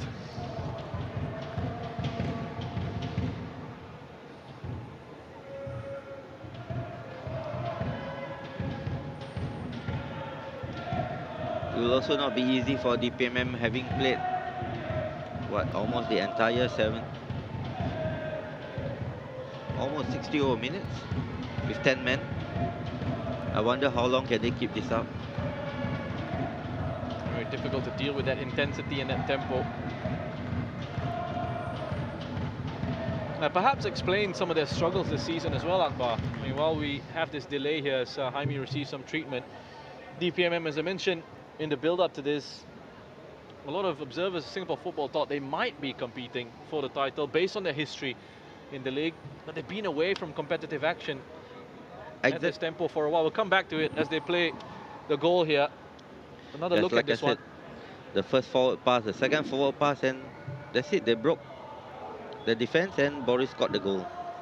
It's actually a very good play from Tampines. And this was a nice weighted pass by Yase as well.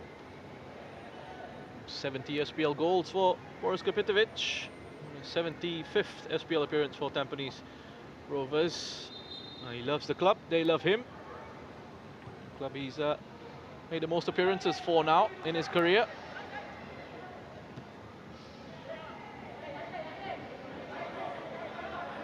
As Faris. Promise you we will go back to that question I was asking Akbar about struggles of DPMM this season. Yeah, I mean, rightly so, because, you know, for a team that during the COVID don't have that much of competitive action, to just come into the SPL and expect them to do something is not easy at all. It will take time for them to actually get into the groove of things.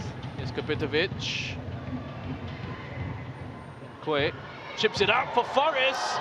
Forces a save from Jaime. And he's there Oh, to another save. gather the rebound. Well, it was a good cross for Faris to actually hit the ball down. I think, in all fairness, Faris did the right thing, trying to get it towards the corner, but the goalkeeper again read it well and saved the ball. Faris Ramli, he's got 5 goals this season, but he hasn't scored in his last 5 SPL matches. Even though he's already matched his tally from last season with the Lion City Sailors. Here he is again. He's actually got a great goal-scoring record against Brunei DPMM. 12 goals in 14 appearances against them coming into this one, Faris Ramli.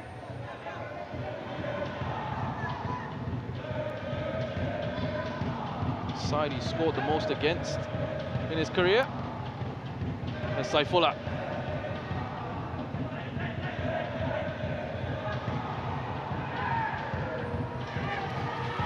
Battles in midfield. Excellently done by Joel Chu.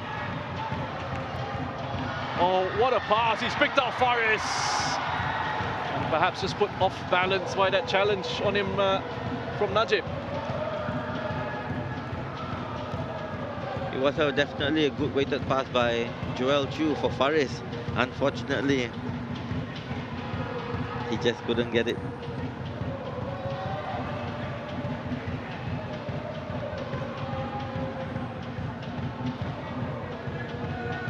Gavin Lee. This is his 89th match in charge of Tampines Rovers in all competitions. Also his 75th SPL match in charge of Tampines as their head coach since officially being named in that position. 2020. There's Voronkov.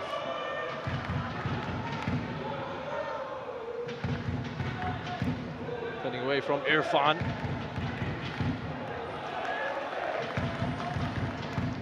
I mean, as you mentioned about Gavin, credit definitely has to be given to him for building a side like this. But you can see quite clearly what their identity is, Tampines Yes. Rovers, what they're trying to do. And that takes a lot of work on the training ground, doesn't it? Oh, most definitely, most definitely. That's why I said credit has to be given to Gavin. He must have worked them a lot to make sure they play this way. Saifullah, brilliant pass for Faris. Well, you have to give credit to Najib Tarif for putting in that challenge. Yes. I mean, Faris was true on goal, but the challenge was there to actually push him off balance. What about that pass from Saifullah? Here he is again. Decides to have a shot. That's blocked by Hanif Hamir. Yeah, it was a good weighted pass by Saifullah towards Faris. And those kind of passes from him, from Joel, is what you can expect with this Tampines side. Irfan floated into the box. Jaime, I think he's been fouled there. Eventually the whistle does go.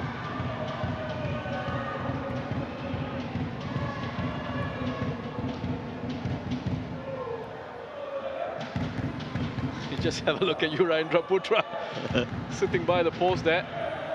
Was there a foul here?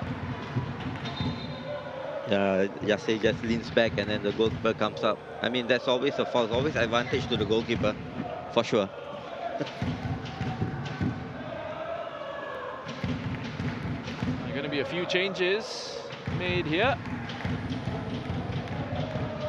There's another look at that opportunity. Saifullah picking up Faris. I mean, this was a very good ball by Saifullah to pick up Faris, and unfortunately, he just throws Faris off balance, doesn't he? Well, Faris is not going to get his goal against DPMM this evening. He has been replaced by Reza Reski. And Saifullah is going to be coming off as well to be replaced by Firdaus Kasman. Firdaus, a seasoned, experienced campaigner, probably to manage the game better. It's been a change for DPMM as well. Abdul Muiz Sisa is coming on for Najib Tarif.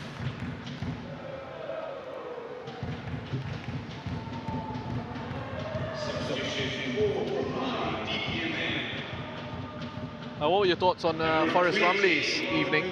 Yeah, I think it was a good shift by Faris. I mean, although we always expect more from him, but you got to understand that more from him doesn't mean that any less you will get is he's a bad player. No, but I think he put in a good shift. Saifullah did put in a good shift. I think they did well today, and such capable replacements to come for them. Yeah, I was going to ask you about Saifullah as well. Okay. Go on. No, I mean, it's good for him to have a start after a long while in Tampines colours. And I think he did put in a good shift today, some nice passes. And he started off with that first forward pass for that goal, which they scored. You'd imagine, so we have a look at this again, Jaime. He's back up on his feet, and he's gotten his treatment. Heavy fall off that challenge from Yasir Hanapi. You'd imagine for someone like Saifullah, as you said, who's not gotten too many regular minutes in the Tampines side, that it would do him a world of good and his confidence as well. He's put up a good display in this one.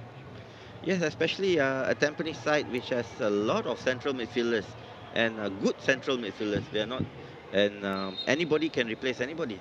So it's good for him to have these minutes and the game that he had.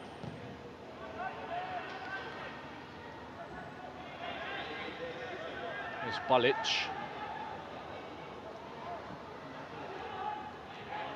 I mean, they still have Yuan, right? If I'm not wrong. That's right. Yeah. So Ong Yuan. many talented central midfielders there. They've done very well in the off-season to bring in lots of talented young players, as Azwan Ali.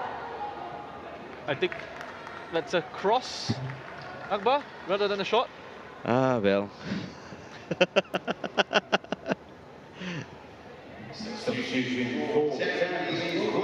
Definitely a cross. Cross gone wrong. Definitely a cross, but yeah, a cross gone wrong. And it became a shot. Yeah, you even have Reza Reski coming in, who was a former NFA player.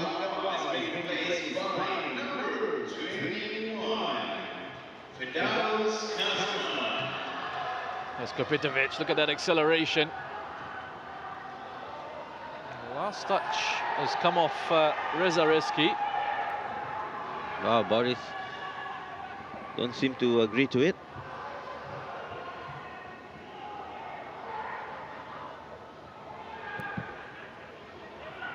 Reza Reski getting an opportunity here. He's only featured for 21 minutes of Tampines' season so far.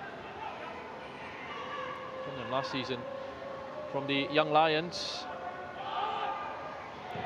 But that's what they've done as a club with their strategy in terms of bringing Talented into the side, youngsters. talented young Singaporean players.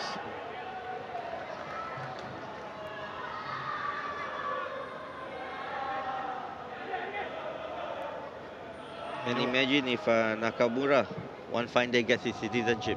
Yeah, If that happens. that'll be a big boost to them. An ability to have a player like that on a Singaporean passport. Bring in another foreign signing, bolster the ranks. Nakamura is someone who has been quite outspoken about his desire to become a Singapore citizen and play for a Singapore national team.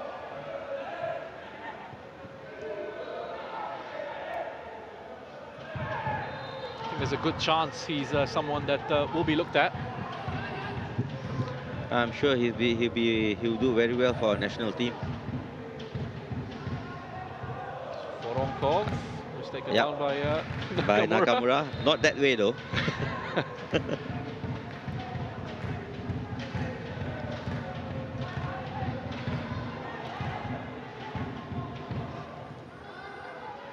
He's allowed that to go through Kopitovic, and thankfully for him, Yamashita was there to put in a clearance. I mean, it's still a scary situation for Tampines. It's only 1-0. This is similar in a sense to that game against the Young Lions where they dominated, they created Yes. lots of chances. It was something like 27 shots that they had, Tampines, in that game. And Young Lions had their chances. That's right. They couldn't put the game to bed, really. I know I've been sort of harping on that point as well. And yes, the first things first, you want to get the win, get the points on the board, and then worry about the goal difference later. But that Exactly. is something that towards That will the end of come. the campaign. Yes, that will come, especially if you're challenging and you're right up there with your other, competitors.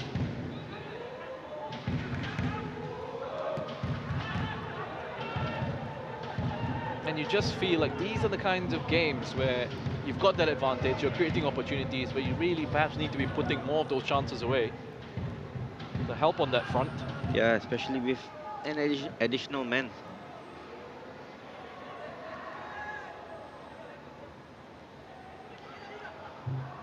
There's Reza.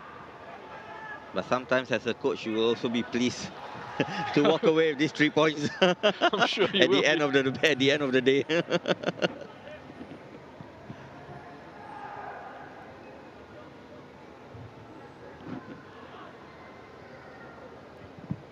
Yeah, I mean, getting points on the board, that is the most important thing. Of course it is. And so far, Tampines have been doing that. And they got some couple of clean sheets, huh? Got quite a few of those. Come back to that as we see how this ends up. Well, defensively, they've been really strong. Oh, what happened? Challenge there put in by Firdaus on Hakimi. There's a yellow card for the substitute, Firdaus Kasman. Maybe something happened off the ball.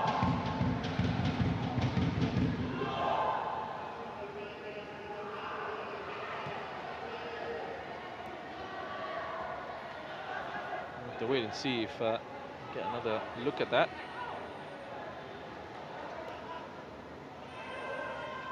There you go, Akbar. Well, there was a clearance by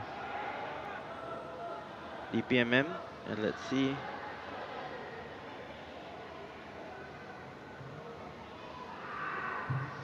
Just a slight elbow out to the player. Well, he deserved that one though, because Jensen saw it. Well, the thing is, he probably didn't even need to Exactly. take a risk there with the Exactly. elbow. No, once you put out your elbow like that, I mean, what else can you expect the referee to do if he sees it? You never know as well in this day and age of VAR Yes. what the video match official might be thinking, his interpretation of that. And if it was a bit more vicious, it would have been a red. Here's Reza, touched on by Kopitovic. Releases Firdaus. Reza. Two substitutes combining down the right. Nakamura. Lifted into Kopitovic. I wonder what was he trying to? Was he trying to just lay it off for Faris? It's for Yasir, I mean. An update here from Jurong East. Hougang 3-0 up. Gabriel Quack with the goal there. Looks like Hougang is getting their consecutive win. So they're coming into a nice bit of rhythm with Marco leading the side. He had some time to work with them. It'll be good for their confidence as well.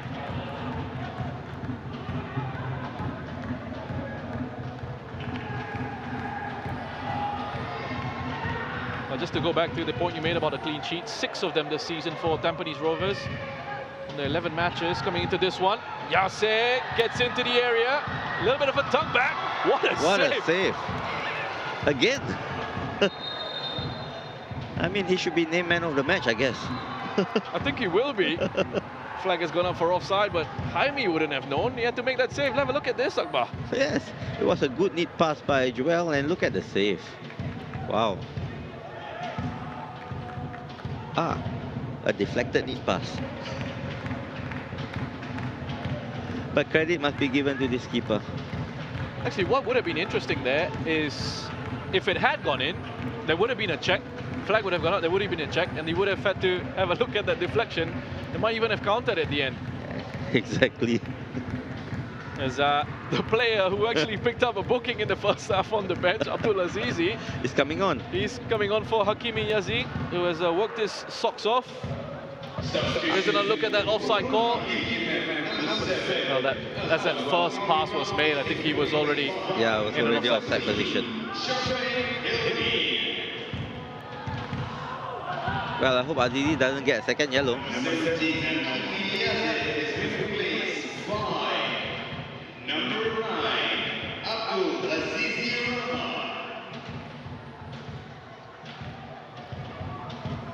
Well, Shafiq Hilmi has also come on for DPMM. He's replaced Azwan Ali. It's going to be a change for Tampines here. Ryan Sanizal. Yeah, that's right. Absolutely right. Ryan Sanizal, number 73, is going to be coming on for Glenn Quay. Ryan Sanizal is one of those players who played lots of minutes last season. Has not quite gotten that much game time this year. I mean, it's tough for him because you have 2 solid foreigners in his position, and he has to fight for a position with them. So definitely not easy for him.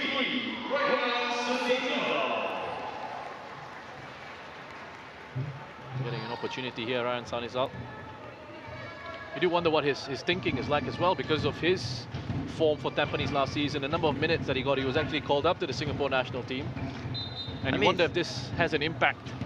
Definitely frustrating for him, you know, having played so much, getting called up, and this season he's not playing much. But he has to hang in there because he's still young. We forget that he's still young. Hang in there, and you never know, he might gain from this experience and get better and better. Yeah, just 20 years of age, Ryan Sanizal. He's got a big future ahead of him. Because as you know, most coaches, if they have a stable defense and getting all these clean sheets, which they are, I'm sure they'll be proud of, which they did not have last season, I'm sure a coach would not want to change much in terms of his defensive lineup, or at least the back four. Yeah, there's no real justification for him to leave out either Zlatkovic or Yamashita, who have been brilliant for them at the back, forming a solid partnership. And both of them individually have been excellent. There's Kapitovic from range. And not to mention with Irfan as right back and Glenn as left back. I mean, it's a stable defensive unit. Stable defensive unit, yes. Back four. Flag has gone up for offside. Minimum of 5 minutes to be played. 4 more to go. 25 shots in this one. 22 of those coming for the away side. There was a nice touch by Joel for Boris again. Boris tried to have a shot at goal and goes right to the keeper. A bit sloppy from Yamashita. That's the first time in this game I think we've seen him do something like that.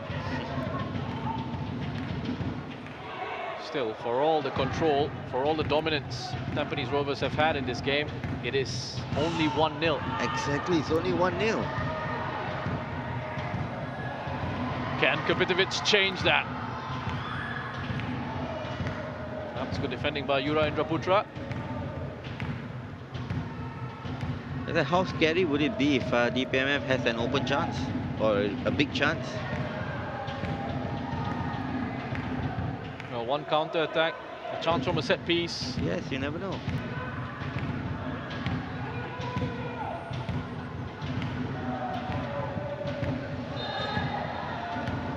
take that, Tampines.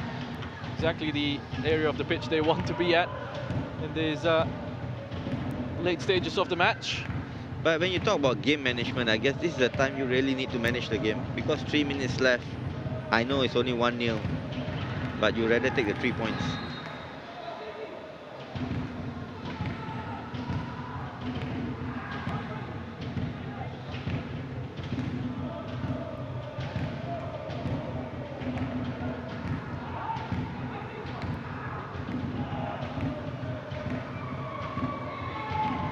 3 points. Akbar says you'd be delighted to take. We'll send them back top of the standings.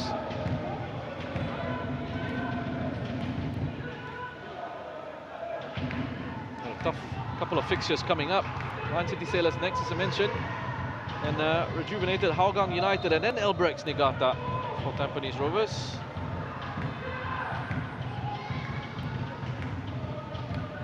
Run of games that will really test their title credentials, you feel.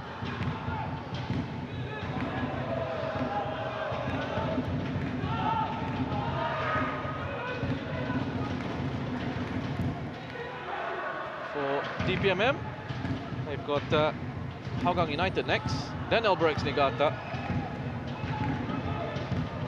then Young Lions. The next 3 games taking place here at Jalan Besar. The National Stadium still undergoing renovation works. Coming to the last minute of injury time.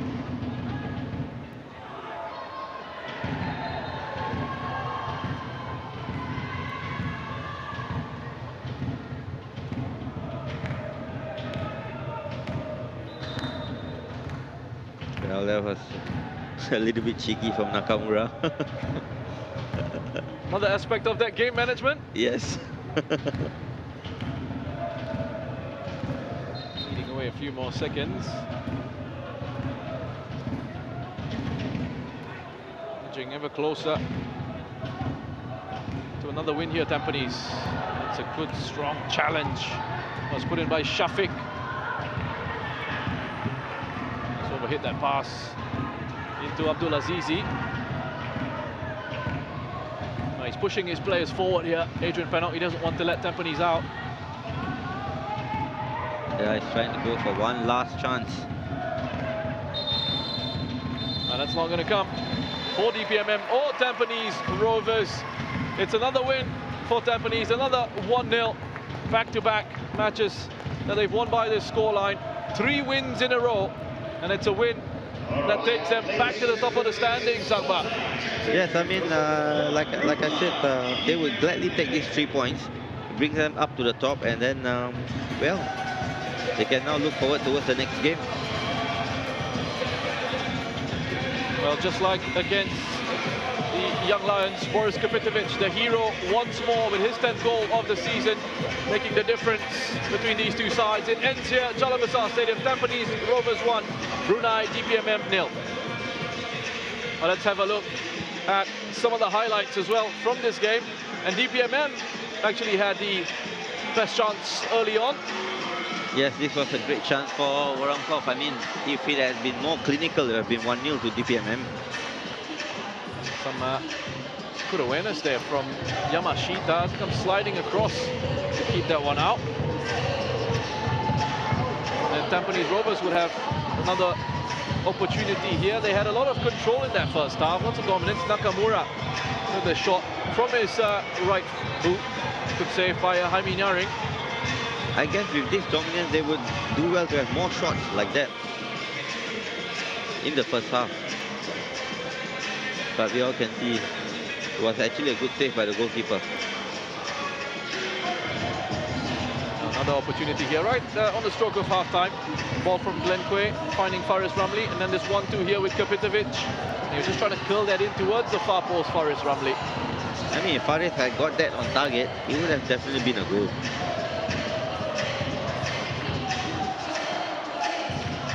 He just skimmed past the post. Again, it's that hiccup play they were looking for.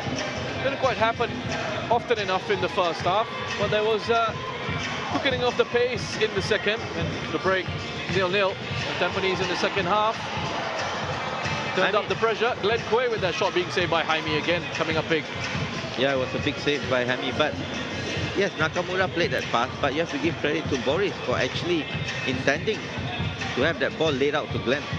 And here is the goal for Tampines. A pass from Saifullah into Yase. Splits that defense. Kapitovic in behind. Nice and composed. Taking it past Jaime, who came charging out. I'm sure Gavin will be very pleased with this goal, because 2 forward passes and you get a goal. His 10th goal of the season, Boris Kapitovic. 5 goals in his last 4 SPL matches now.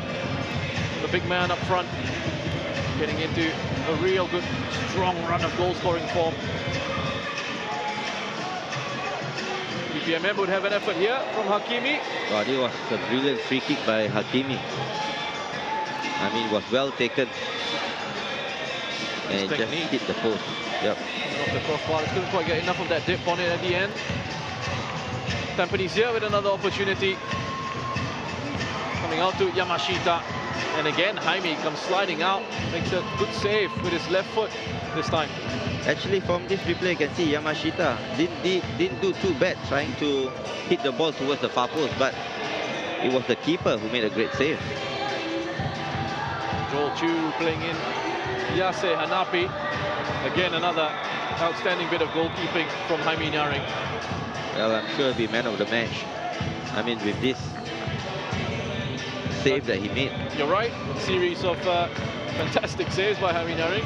He is the man of the match for this one. Let's have a look at some of those numbers there. I mean, Akbar, considering they're playing 11 against 10, no real surprise there.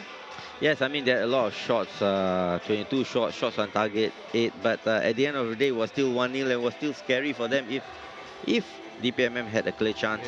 Hanging in the balance right towards the end. The only criticism perhaps you could throw at Tampines is the fact that they didn't make more of those chances in terms of scoring a goal. So we move over to Jurong East, Tanjung Pagar against Hougang. And this one finished 3-0 for Hougang United. Here's a look at the goals, beginning with this one from Christian Krajcik. So much power behind that strike. We know he can hit them like that, Akbar. Yes, I mean, we have seen that from him over the years, and it was a good... Well, this one, the second coming from a penalty. Handball from Shake Hamza. Amy Reka would step up to take that. It was a good penalty by Amy at the end, but definitely a penalty. Well, an update actually at full time. Finished 3-1, not 3-0. Tanjung Pagar able to pull one back in that game. But Hougang United were really in control of this match, and we're just getting updates from it as we were keeping track of the game in front of us between DPMM and Tampines. Gabriel Quack getting on the score sheet. It's good for Gabriel Quack to get this goal, you know, for the season that he has been having. And this is great, Gabriel Quack all the way. It's a brilliant counter-attack, wasn't it? I mean, it was pretty much throwback to Hougang at their best. Exactly. Playing those counter-attacking situations and being devastating in those moments. This was the consolation goal for Tanjung Pagar, scored by Karolairi. And that one finishes 3-1 over there. A review of what's going on match week 13. Albrechts Niigata getting off with a bang. 6-2 against Balestier Khalsa on Friday, going top of the table momentarily, putting pressure on Tampines Rovers, who responded here with a 1-0 win over Brunei DPMM. Jalan International also snapped their 3-match losing streak with a 2-0 win over Young Lions yesterday. And then, as we saw, Hougang United with that win against Tanjung Pagar United. Updated standings sees Tampines Rovers go back top of the table. They do have, well, 2 points clear of Albrechts Niigata. Albrechts do have a game in hand. That's where I was going with that. Lion City Sailors in third at the moment. We see Brunei DPMM staying in 7th on 11 points, just behind Tanjung Pagar United. Title race continues to be captivating. Balestier Khalsa against Lion City Sailors coming up on Thursday, the 1st of June. That one is taking place at Bishan Stadium. Coverage beginning from 7:35 p.m. And on Saturday, the 3rd of June, Hougang United against Young Lions. That one takes place here at Jalan Besar. Coverage of that from 5:30 p.m.